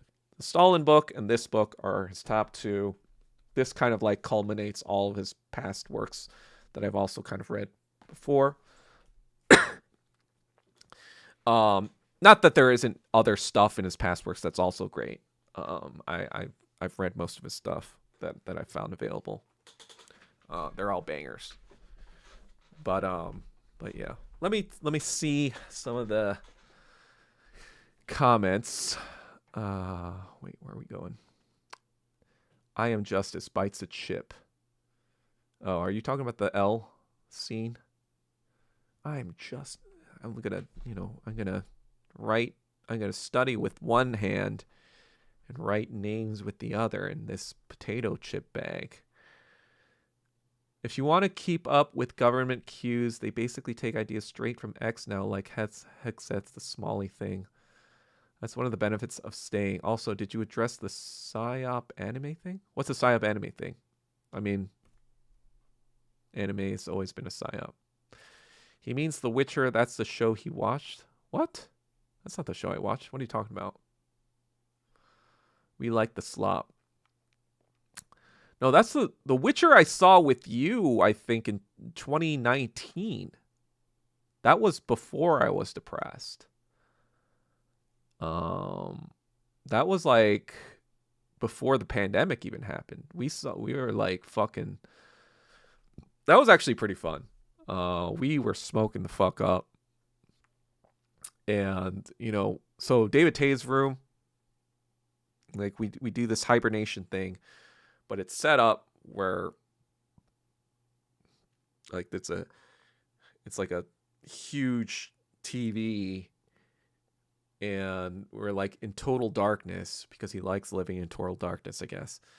But then we were smoking up, and I don't know if you guys watched The Witcher, but at the time it had pretty good like CGI and shit, and like we're like, holy shit, this is awesome, because like we're like in this fantasy world and we're smoking up and there's like hot chicks and shit. Yeah, that was kind of interesting. And then we saw You, which is a very strange show.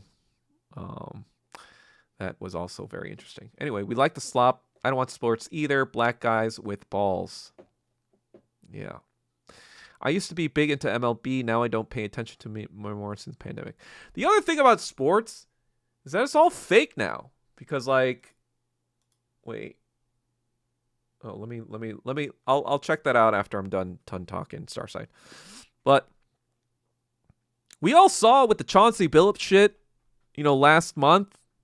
You know, they're all fucking gambling on it. You know, all these gambling sites that have been on sport, like everything's fucking corrupt. Where people are throwing, like players are definitely throwing games now. I think there was a scandal for college basketball that just came out like last week. I'm like, it's all fake now. Like, why would I watch That's like why capitalism corrupts everything. Nothing is pure anymore, you know?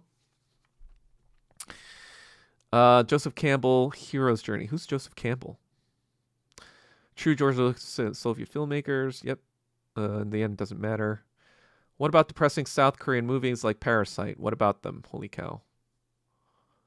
Well, that was made in 2018, I believe. So, and South Korea has always been kind of depressing about capitalism for the longest time. It's just that people are noticing now. But Parasite was more like the petty bourgeois, like, hey, yeah, capitalism does suck, but that was a cool movie. Look at the fucking framing and the blah, blah, blah, aesthetics, etc., etc. Look at the craft. Bong Joon-ho's a genius. Blah, blah, blah. Have you ever read Kim Jong-il and the Art of Cinema? No, I haven't, Starsign. What's that about? Doom and Gloom trend is more popular now. Mamas and the Papas. Mamas and the Papas? What happened? You should talk about it. What made you angry? I don't know what happened. Talked about what made me angry. He's the slop champion. Who's the slop champion? Sorry, I guess I'm not reading these as I go along. I'm sorry. So I have no idea where in the conversation I am reading these things. Everything too expensive to hang out and do normal stuff anyway. Yep. You might have to write a full story to show how it's done. I don't know what I'm writing a full story on. Again, sorry. I'm trying to find that on PDF Western Marxism. It's a fairly new book, so it might not be PDF'd yet. But definitely try to check it out. Same Starside. I'll post the PSYOP anime thing in general. Too many gambling in sports. Parasite was slop. You said something made you angry this week. What made me? Oh, I'm not gonna talk about it now. I want to write about it so then, people can read it. I'm trying to promote my Substack too. So I need people to give that views. I need to give all my shit views. So I'm saving that shit for later. Hold on. Hold the message for some. This was some Twitch shit. All right. So Starside sent me this RTSG link. I have RTSG on mute, so that's probably why I didn't see this Starside. I kind of don't care what they have to say, but let's see it. Let's see it anyway. This weird account, PSYOP Anime, made its debut with Maduro's kidnapping. Within an hour of the kidnapping occurring, this guy made his first edit, not even accounting for the delay between the operation and its news publicly breaking out. Let's see. PSYOP Anime posted their anime edit video depicting Maduro's capture on January 3rd, 2026, 7:40 UTC. This was roughly an hour and a half after the reported time of the operation. Immediately, it gets promoted by the entire Redditor right Zionist right network, consisting of Elon Musk, Vice Grad, blah, blah, blah, Drew Pavlov, obviously. Since then, this account has gone to make more AI edits framed from on the angle of glazing Trump. It's entirely possible that this is a very naked U.S. government influencer PSYOP account. And if not the U.S. government, then some kind of Elon, Peter Thiel, Israel lobby-backed project. Given how Silicon Valley tech... regardless, something fishy and garbage when all the Reddit right shill accounts start bandwagoning to hype it up. Congrats, PSYOP Anime, for the whatever. PSYOP Anime. I get my news from PSYOP Anime. Fitting username for such a glowy fed account. Let's see. So this was created June 2024. Meme account. So apparently he had 400 followers until this post or some recent post in December.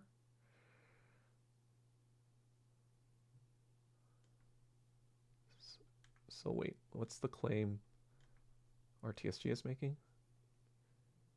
made its debut with Maduro's What do you mean made its first edit? Literally an hour of the...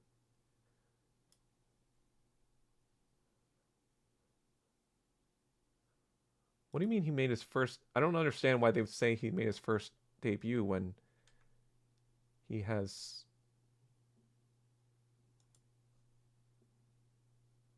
stuff from December 4th.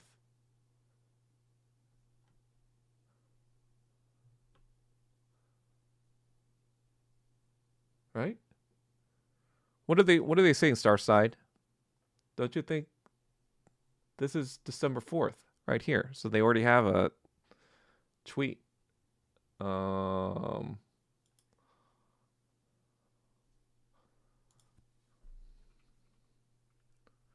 Let's see.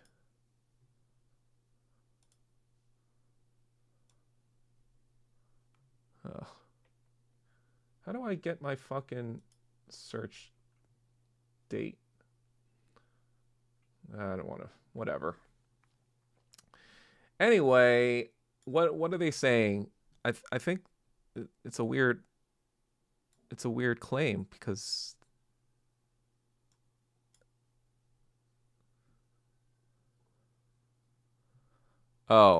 it's just higher effort. Yeah, I mean that's gonna be the norm. I wouldn't be surprised if it is connected to Elon or whatever. It's just like there's gonna be a lot of that, especially. That's the thing, you know. Ever since they started doing shit like the Kirk assassination, people weren't buying it, you know. Then people weren't buying the fucking Epstein files. People weren't buying all this fucking bullshit. They got to make more slop, right? They got to make more and more crazier slop to get people's attention like frazzled. That's the goal of slop these days. It's like America talks about China and how they're all censorship and how they're all totalitarian and nobody knows everything. They're all brainwashed in China and the Soviet Union or North Korea because they don't have access to anything. So the premise is that because the average citizen in, say, China or whatever does not have access to information at all, that they are easily manipulatable because they don't know what's going on. And whatever is true is just dictated by a centralized authority, presumably the CPC. So in America, the way they kind of get around that is that they say, hey, there's actually all these different types of media organizations.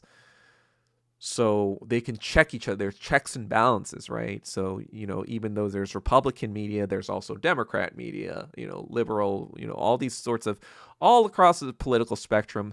So we can't be brainwashed because there's so many different sources to kind of like. But then that model sort of works if you can control the entire the entire range of slop that's created, right? And that's what the CIA and the American media system has been doing for the longest time. Because they, despite the fact that there are all these different parts of the political spectrum, they all still, the basis of truth, the basis of information, was what the CIA created in the 1950s, 1960s, 1970s, like with their academics. Because like everyone had to point to this academic reality of history. And so both the right and the left, if they wanted to use cited sources or whatever and feel like they were being unbiased or objective, they all refer to this objective truth that was created by the CIA, especially in the 1950s, right? And then they kind of rewrote the entire history of World War II and a lot of other shit too. But they made it as truthful, but yet as skewed as possible. But they tried to make it look like this objective thing. In reality, though, it was this centralized, created truth that the CIA created that all these different organizations now have to point to. Right, but now we're in this post era, right? Especially in the Trump era in the past 10 years. Where now a lot of people are like, well, that's fake news. And it used to be that, you know, it would be this Democrat-Republican thing where the Democrat would call all of the, you know, or the Republican would call all the Democrat sources fake news or like whatever, like your Huffington Post, your New York Times, whatever. And the Republicans would call the Democrat side fake news. And, you know, because there would be all this obvious bias, even though they did source and whatever, there would be this obvious bias on both sides that each side would point to, because like once the internet came out, there was a lot of ability for people to check what the hell is going on and if they're being consistent and whatever. So a lot of like lies were being exposed from both sides of the media, but based on where you stood politically back then, that would color your own bias as to who's making the slop and who's telling the truth. But now that we've gone into this hyper fascist reality that was started, you know, basically during 10/7, but like really even like before that, you know, during the pandemic, really, you know, where a lot of us were told, you know, that the vaccine stuff was kind of like a test run to see how the masses would accept authority or information from authority, right? Not saying I'm like, you know, saying that COVID was fake or anything. I'm not saying that or that it was just a flu. I'm not saying that. But it was clearly some sort of psyop going on there where they were testing how willing people were in just accepting things as fact or not. And, you know, that sort of accelerate or that start to grow more and more obvious that something was going on with the government on both sides, especially, you know, when the Ukraine situation happened. Now it's like, wait a second, the Democrats are actively supporting, they're supposed to be the progressive side, right? Why are they supporting fucking neo-Nazis, you know, in the fucking Donbass? They were just like killing people just because they're Russian, and, you know, Hillary Clinton said there was Russian interference in 2016 or some bullshit nonsense. And so, like, you know, people started to be disillusioned with the left, like even leftists started to be disillusioned with the Democrats. And then on the right, people were, you know, like saying like, oh yeah, this is all woke shit, blah, blah, blah. So they were happy to see all this fucking hypocrisy and be against the Ukraine situation. And then even when 10/7 happened, they were like, see, the Democrats, they're just starting wars all over the place. And that was a huge part of Trump's candidacy. And he was saying like, yeah, there's going to be no new wars when I'm in office, blah, blah, blah. And then they were, you know, the right wing was all over that MAGA communism, all this other fucking bullshit. yeah, you mean MAGA communism. Yeah, the right is right. You know, the right is the proletarian, right? Yeah. Anyway. So the right is being kind of like on the right side of things, pun intended. And so that kind of fuels the Trump president. And then he gets elected, crushes USAID, and then everyone's like, oh yeah, USAID, see, it was fucking CIA woke shit the entire time. We see blah, blah, blah. And like all this woke fucking shit started to come out, that CIA trying to put transgender fucking operas in like Malaysia or some shit. I don't even fucking know. You know, stuff like that started to come out of USAID, and it's like, yeah, this is all fucking woke CIA garbage. And then like the Gaza stuff started to get worse and worse and worse. And the Epstein files, you know, were not the Epstein file, or they were redacted. And like, so the right wing was like, wait a second, what is going on here? And then ICE shoots the woman in the face and nothing happens. Because like apparently like we're all supposed to believe that his life was in danger and she was trying to run him over, when clearly every angle of the video says otherwise. And just came out recently, the coroner said it was the third bullet that actually killed her, when she had to reach into the car to shoot the third bullet. The first two apparently were non-lethal, And so that story was obviously like, yeah, now you're advocating for total fucking fascism. And so the right wing looks stupid now too. It's like fell for it again, awards for you guys. And now both sides are realizing, oh shit, they're both slop. They're both fucking slop. Everyone's slop. Everything is fake news.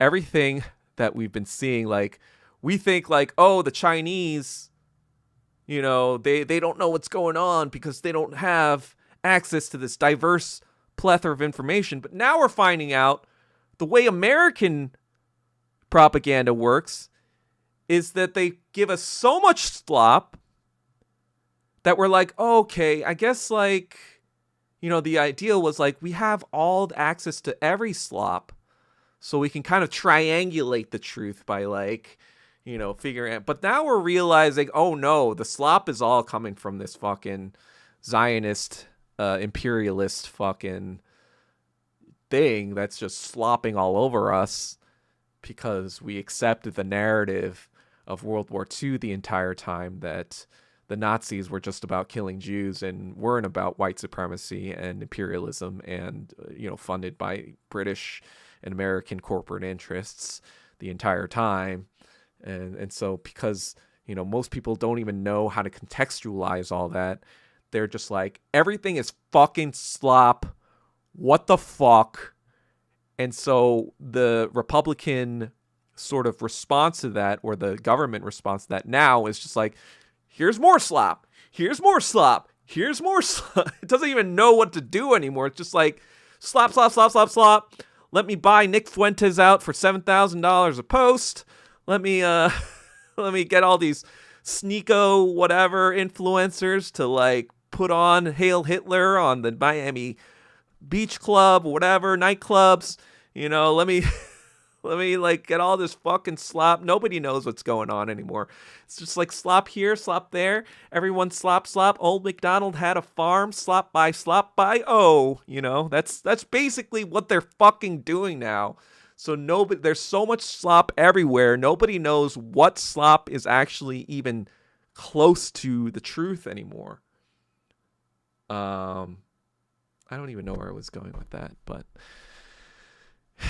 at the end of the day, I'm going to be on Twitter still, probably. I'm going to try to post less. I'm trying to respond less. So what I've been doing is if I see like an obvious fucking slop post, you know, like a fucking goy slop post, like, you know, like for example, if I see like a fucking big account, like a big government account or big media account saying something like, we need to save Iran from, you know, their oppressive government, I'm just like, I comment goy slop post and then I mute the account. That's how I'm trying to preserve my own sanity. This is the goy slop removal of my own sanity method, okay? That's what I'm doing. I just say goy slop, mute, move on. Next one, goy slop, mute, move on. Goy slop, goy slop, goy slop. You might have been noticing, if you guys follow me on Twitter, you might notice that I've been saying goy slop a lot. So when I'm doing that, that's what I'm doing. That's what I said used to do when there were people that were retarded in my mentions. I would just say, okay, retard, and then I would mute them. And that was to make them incensed at me so that they could increase my engagement while I never had to listen to them ever again because they were retarded. So the same principle kind of applies here, where I'm just putting goy slop on a bunch of people's fucking accounts when they're clearly a goy slop account. You know, at this point, it should be fucking obvious. If you're saying shit like that, you're just a fucking goy slop account. There's no need to even follow you anymore. We all know where your directives are coming from. We all know you will never change your fucking perspective or view or whatever because you're bought out and you're fucking shill. So that's the strategy, guys. If you want to make Twitter usable again, you just got to put goy slop and then mute their ass. And I'm going to be talking about this again on my, yeah. Anyway, let's see. Too many games.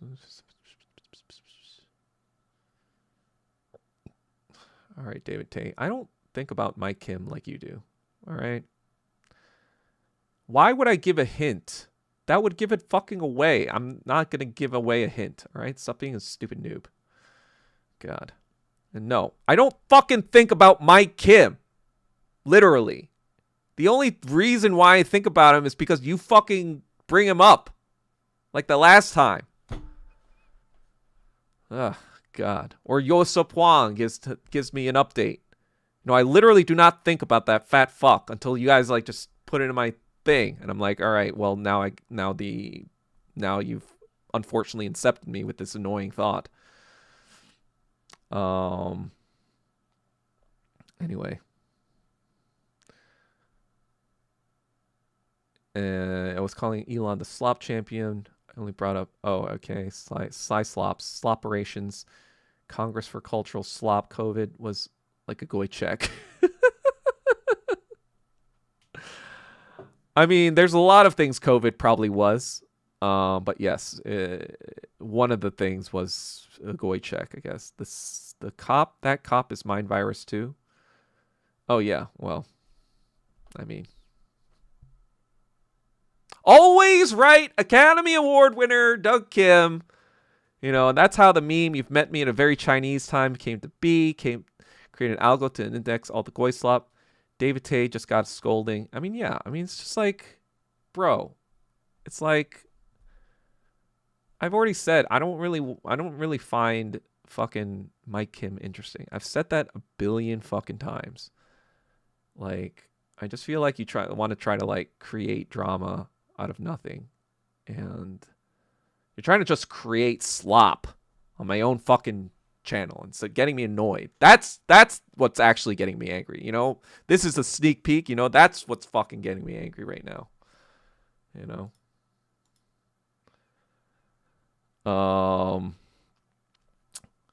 But you guys, I even like talked about in from my own Academy Award of being right. I think somebody posted this in the Discord, but I'll post this here. I'm finding this a handy dandy tool right now. Always right about everyone. Academy Award goes to me again on the 14th. I had posted about this guy being somewhat so sus. He was like talking about Israel importing Chinese and Filipino people and then them putting shit into their bloodstream or some shit like that. And yeah.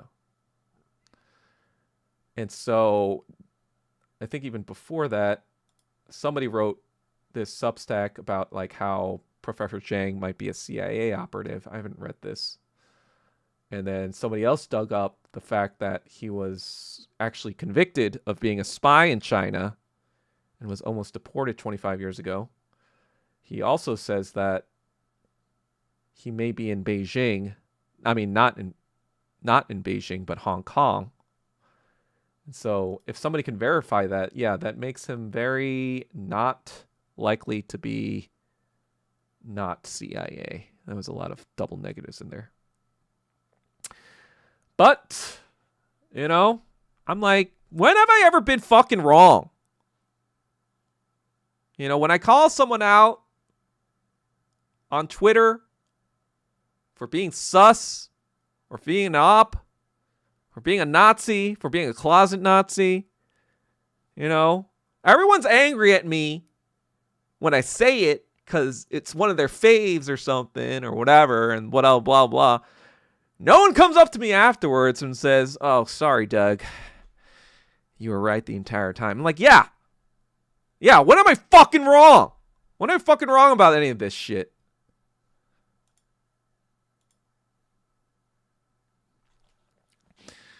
But, oh, you did, Holy Cow? Sorry to miss that. But, I mean, I can only pay attention to so many different things.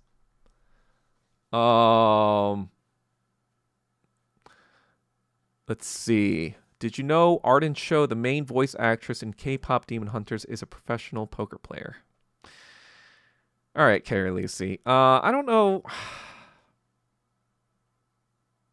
I am very well connected in the Asian American entertainment scene, so everything you could possibly did you know? I already know. And yes, I have actually met Arden Cho at the poker table and in Las Vegas, and we are.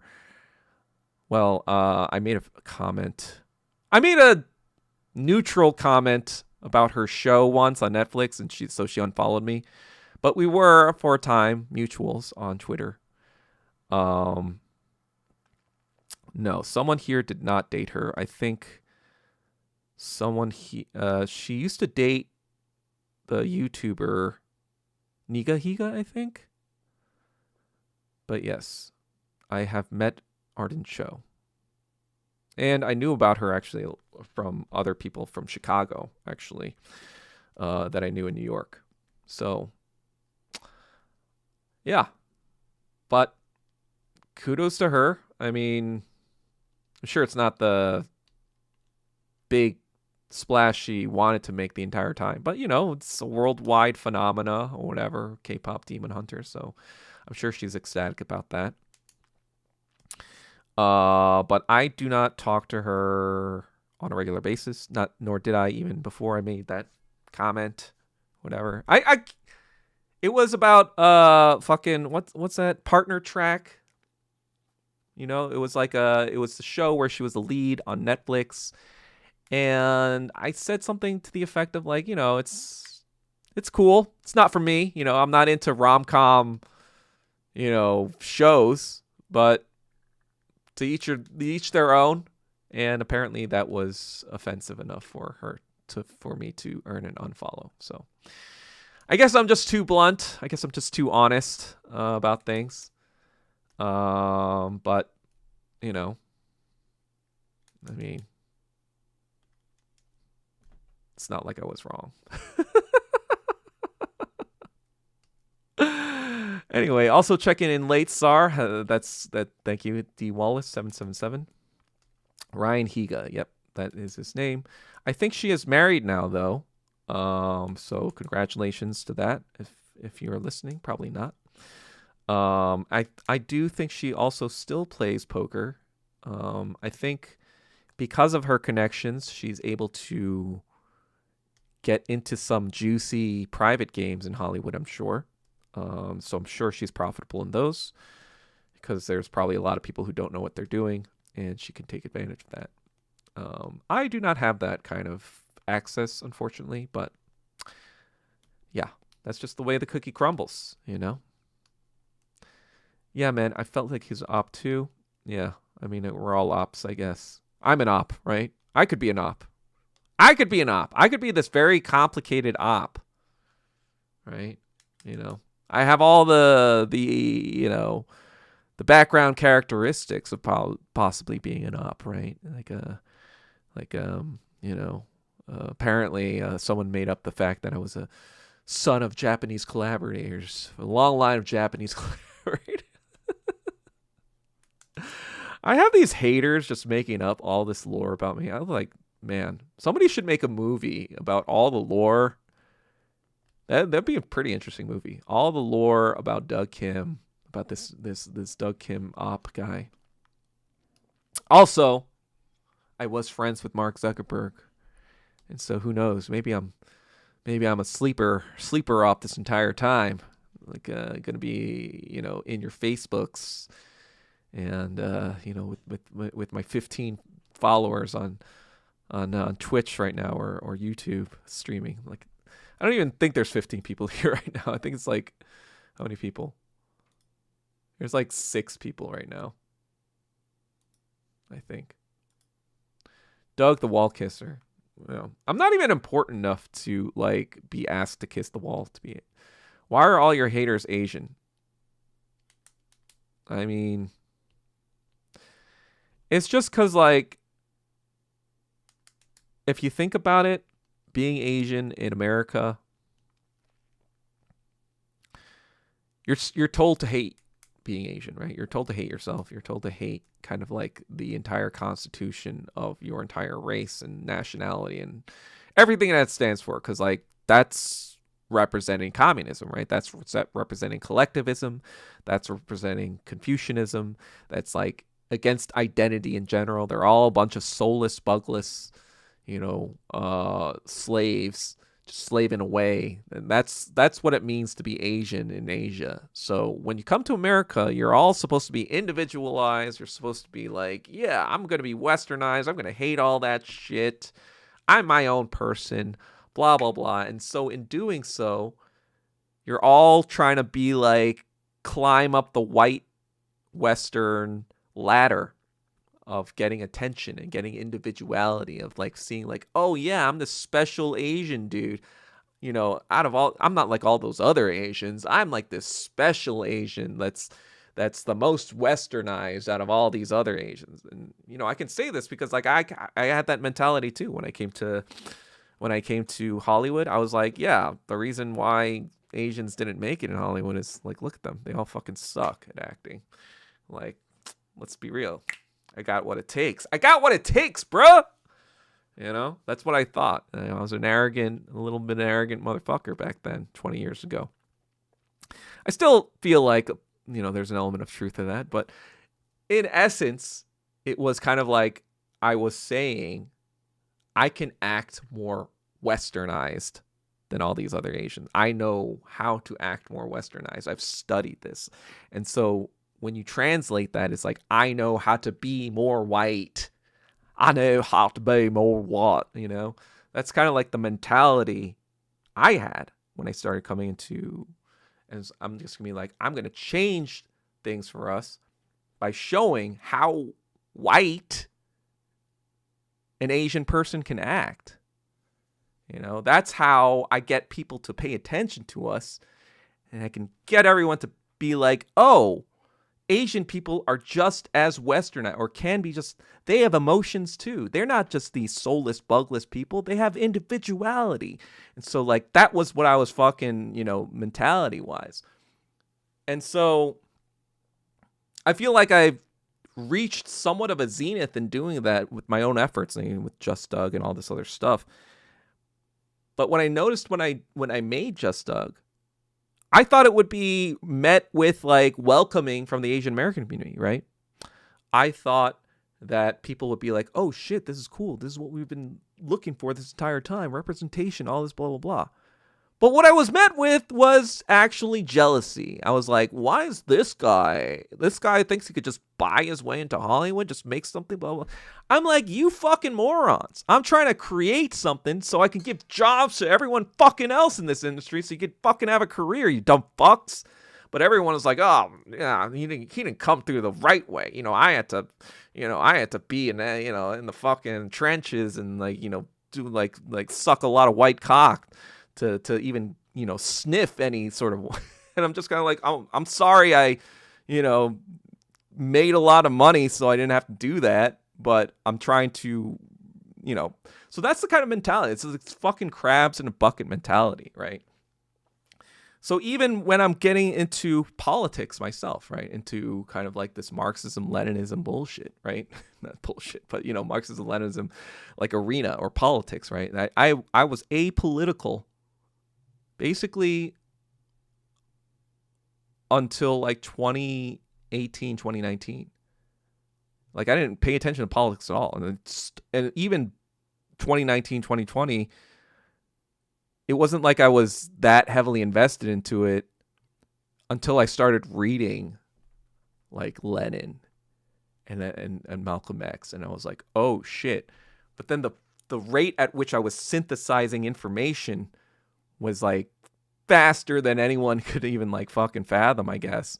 Especially people like Roy Chung, who was like, oh, this guy came out of nowhere, and I've been a Marxist Leninist my entire life, and I've been studying every nuance of the 228 incident and the Washington and all this fucking Taiwanese bullshit and Chinese history that doesn't fucking matter, but you need to know because it's so vital to, the DPP is like, oh man, the DPP is the separatist movement, and the KMT is not the separatist movement anymore. You're thinking in 1949, blah blah blah.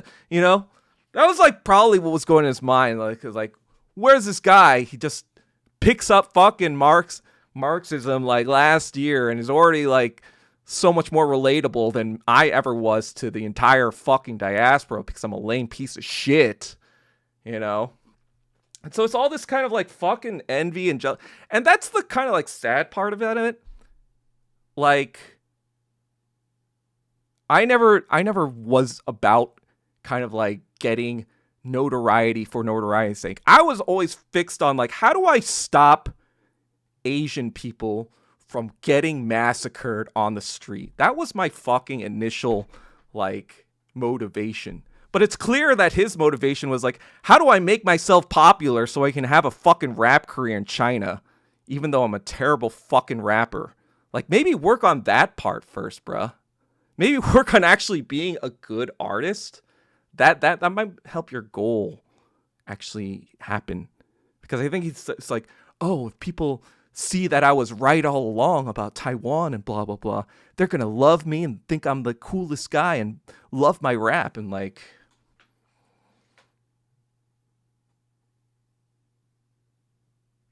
yeah. I know you're, what was it? Nominated? I saw this someone making fun of him saying like, oh, this Taiwanese rapper, quote unquote, is going to talk about, you know, politics or whatever. That's nominated rapper. I'm like, what the fuck does that even mean, bruh? Like, that is such cope. That is like, Jesus Christ. But anyway, it's not just him, right? Like fucking, you know, like David Tate just brought up again, because he has to bring it up all the time, I guess. But Mike Kim, same fucking shit. It's like, the reason he hates on me is because the moment I left KTSC, the entire show just fucking died. You know? He thought like he was some sort of mastermind that like brought all these views to the show. And then it's like the proof is in the fucking pudding, right? It's just people hate on me because they realize their own, that they clearly care about white attention or some attention that they never fucking got. And B, it's clear that I don't care. I like do shit because I am going to fucking say the shit that I want to say. Like, I have this fucking like great insanity, I guess, of like just being like, I'm just going to say whatever the fuck. People can hate on me all they want, but I know that it's true. So I'm just going to fucking say it.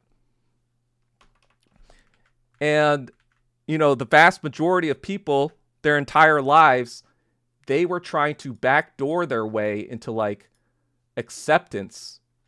You know, they were trying to backdoor their way into like acceptance from the Western world, to get their validation from the Western world. Like, and that's the thing. I was too, right? I kind of tried to play that Hollywood game, but then like I sublimated that to another level where I was like, no, fuck that. I'm going to be like, fuck the white man, right? Like, fuck you. You guys ain't shit. You guys are mediocre. You guys are nothing compared to like the top level Asian talent. And instead of like losing me like following, this made me more acceptable to white people. You know, it's funny because like somebody, and I observed this myself too, but somebody said to me, you know, people like hate on Mao, people hate on Kim Il-sung, obviously, because of the Korean War. But if you remember that war, they had fought to a stalemate, right? So the U.S. could kind of claim a little bit of victory there, and they kind of memory hold all of the atrocities they committed. So it was easy to propagandize people to hate China and hate North Korea, right? But in the case of Vietnam, because of all of the work that Ho Chi Minh did, like, it wasn't just about strategy. It wasn't just about like, how do we beat the Americans? He knew that the other side of the war. He knew the propaganda side of the war because he went to the West. He went to all these places. He knew the struggle of the African American people in the 1920s because he went to Harlem. He like talked to all these black people. He went to the Middle East. He went to all these other places in the Middle East and saw like what Western colonialism was like there. And he went to France. He went to England. He worked as like a hotel like ball boy or best, I don't know, whatever. But he went to all these places. He synthesized what the West was like, right? He understood what it was like. And so he was writing, he knew all the fucking Western languages. He knew French, he knew like fucking how to speak English, whatever. I think he knew Russian as well. You know, he knew Cantonese, I think, and Mandarin, as well as Vietnamese. You know, he was a fucking genius. He was writing during the Vietnam War, he was writing to Western journalists. He was like writing in their language, like in French and in English. You know, he was just writing like, what the fuck are you guys doing? Like, do you guys see what you're doing here? Like, is this liberty? Is this democracy? Is this, you know, is this freedom? And so that's a main reason why they were able to pull off not just a stalemate, but a fucking W. Like, yeah, it happened 6 years after he died, but he laid the groundwork. And so this is like the stuff that I've gained for myself. It's like the guy who commented in my DMs, he was like, hey, you know what I realized? Like, the boomers, they actually somewhat respect Ho Chi Minh. Like, you'd expect them to be like, oh, fuck, this fucking guy, like, beat us in Vietnam, whatever. But the fact that he just fucking won, they were like, oh, shit, props, you know? And so when I like, that's the reason I'm like fucking such a Ho Chi Minh fan overall, because I'm like, this guy did the fucking impossible, right? And not only that, he didn't like bow down to the white man, right? He was saying like, fuck you. You know, he's like, Nixon was like, hey, I know you're dying soon, so how about we like kind of broker a deal so we can get a peace deal? And it was like unacceptable to Ho Chi Minh, so it was like, fuck you. It was like, get the fuck out of here, right? Well, Nixon never came to Vietnam, but to an extent, I'm paraphrasing.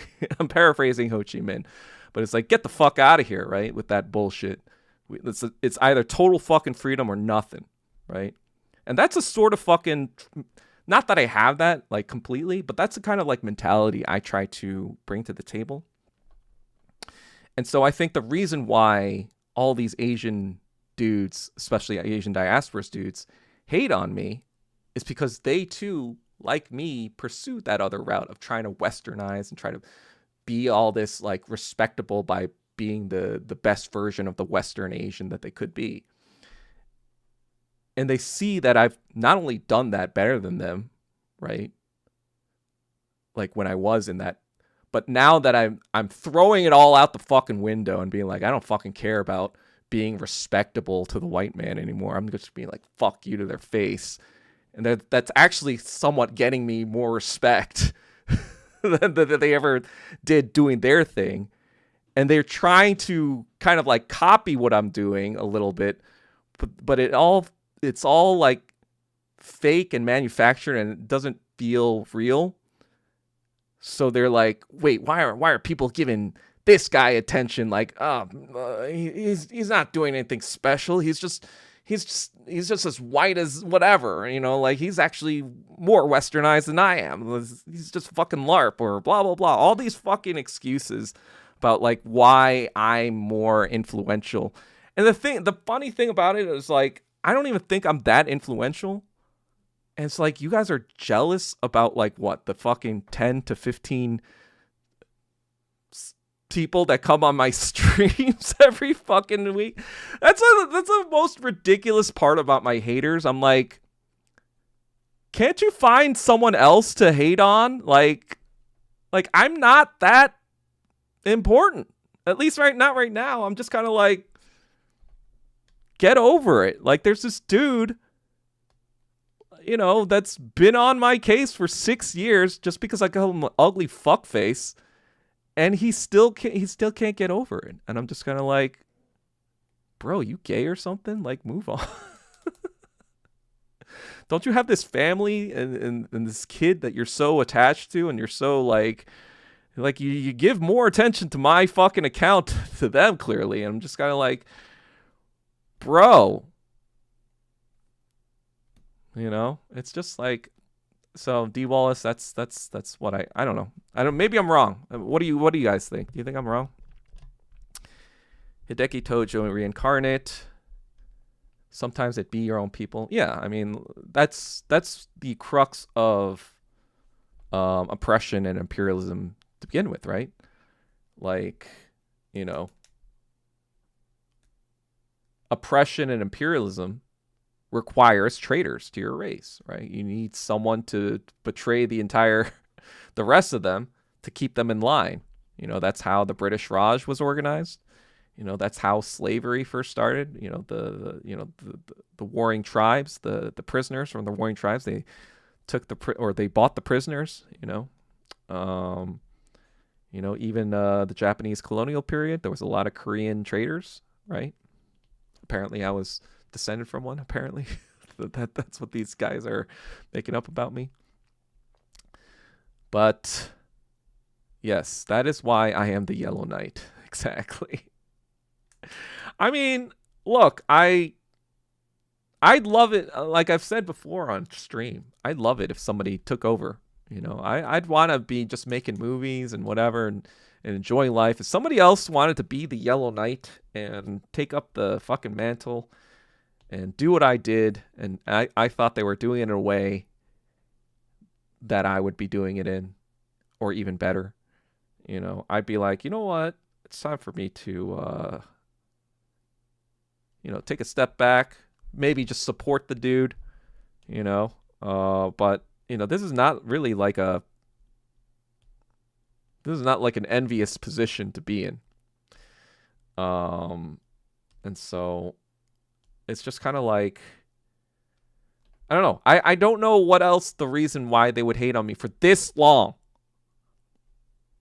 I'm like, I'm sorry I hurt your feelings 6 years ago, buddy. I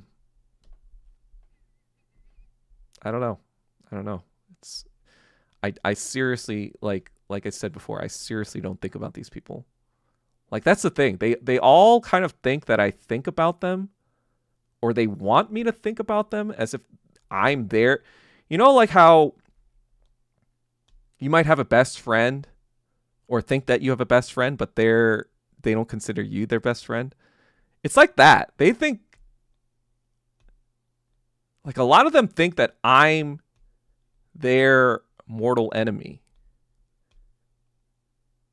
when they're just like a side character. Like, they've made me their mortal enemy of all time, but I'm just kind of like, you're just like you're like, when you're in fucking Final Fantasy 7, like you have a bunch of battles, right? You have like the boss battles, and then you have the main Sephiroth boss at the end, right? Or Genova, these big bosses, but you have bosses. They're not even boss level like characters in my fucking narrative. I mean, maybe Zhang Yu might be like a fucking boss character, but they're not like most of them are fucking like the random things you just kill off and like with one shot and get experience points. I'm just like, there are so many in the past 6 years. There have been so many fucking one shot enemies. I'm just like, I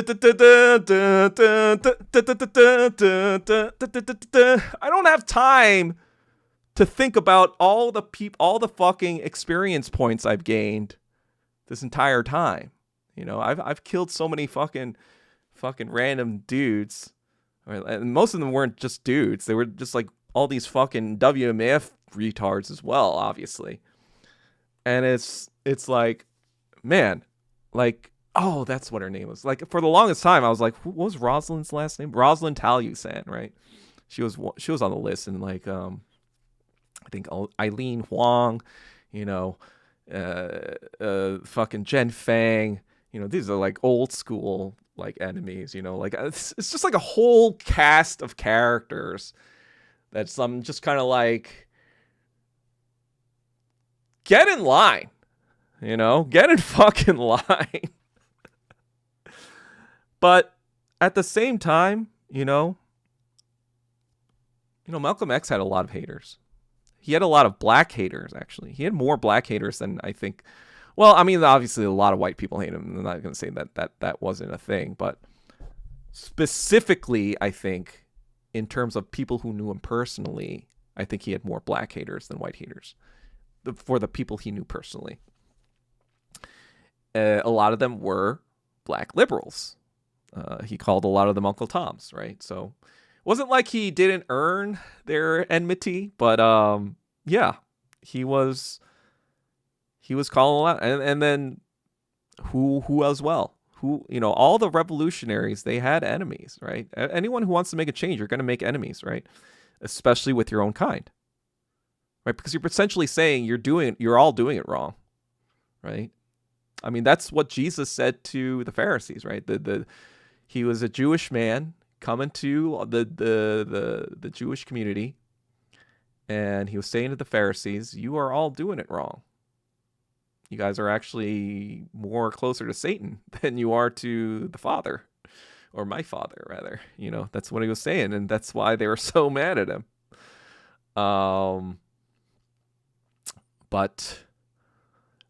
yeah. Anyway, let's see. You were supposed to degrade yourself as an Asian actor to get where I am. Yeah, exactly. I mean, like, I just wasn't going to do that. I was just going to make fun of people who were doing that, You're supposed to shill for Taiwan. God. Can you make a video fighting back against the narrative that K-pop is appropriating black culture? I have so much on my plate, Carrie Lucy. I don't have time for that. I mean, I know where you're coming from. Carrie Lucy, are you what ethnicity are you? If I may ask.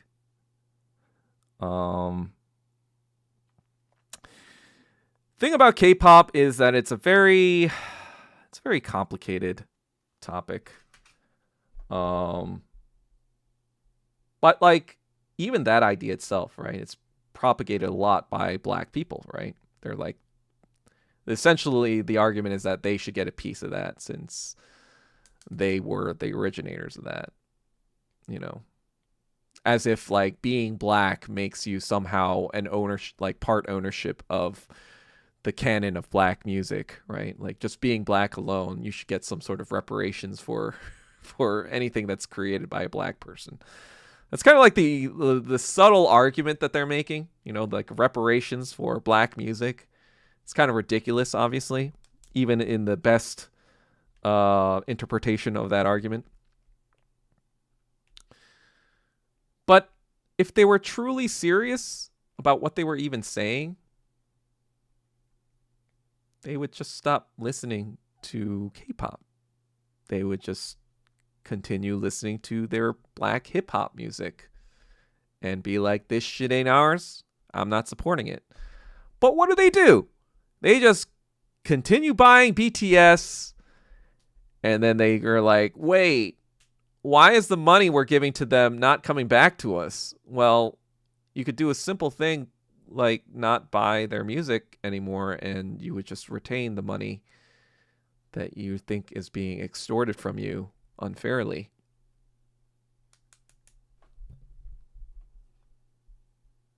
And listen to people of your own kind's music and support the black community. So it's just kind of like, yeah, I mean, I don't really find the need to really defend K-pop from that, because it's just kind of like the whole argument is bankrupt in nature itself, if you think about it for more than a minute. They were Douglas without Douglas. Yeah, exactly. Thugless. I've been called everything under the sun with my name. Everyone's making up shit. I feel like only like some people would call me my full Douglas. They were mostly women. I don't know what was up with that. But most people, for the most part, people called me Doug. But, you know, I got all sorts of shit. Doug-a-Rooney. Doug, you know. I guess it's just a very memeable name. I don't know. You should have 200K Twitter followers. Arthur Kwan Lee has 120K followers, and you completely destroy him. Thanks, Carrie Louie. I understand why. Again, it has to do with the fact that I don't fucking cater to anyone.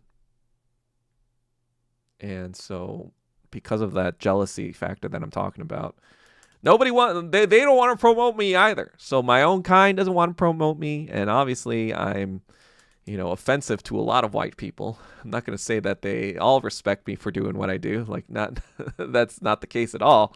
A lot of them hate me for doing what I do. So a lot of them block me and mute me and derank me in the algorithm, which is fine.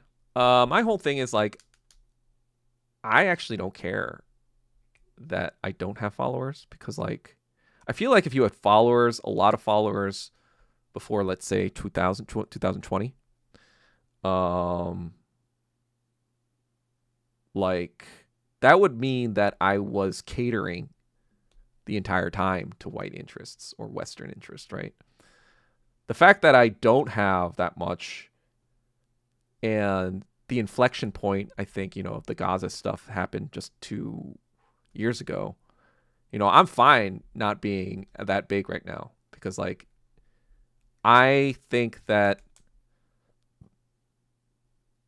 you know, the winds of time will validate those who seek the truth, the objective truth. And so I feel like if I keep doing what I'm doing, that'll come eventually, now that the inflection point has been passed. But who knows? Maybe it won't. Maybe I'll still be irrelevant, but that's fine too, because like I said all the time, I'm not doing this for views or likes or whatever. I'm doing this for 500 million years from now, so I'll be known for aliens for being the one right human being that called everything correct. Tiny dick energy, that's how it's summed up. Yep. I mean, when you look at fucking Roy Chung, like, you just look at his fucking face and you're like, let's be fucking real.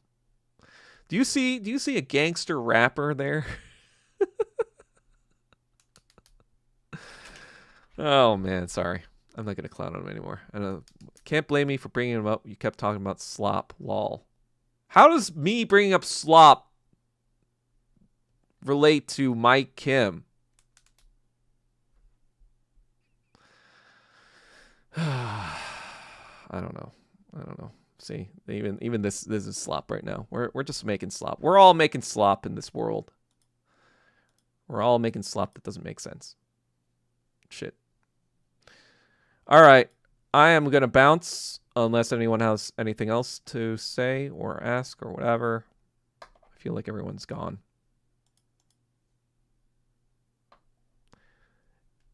And that's going to be 10 seconds. 9, 8, 7, 6, 5, 4. Alrighty. Catch you guys next time. And yeah. Later.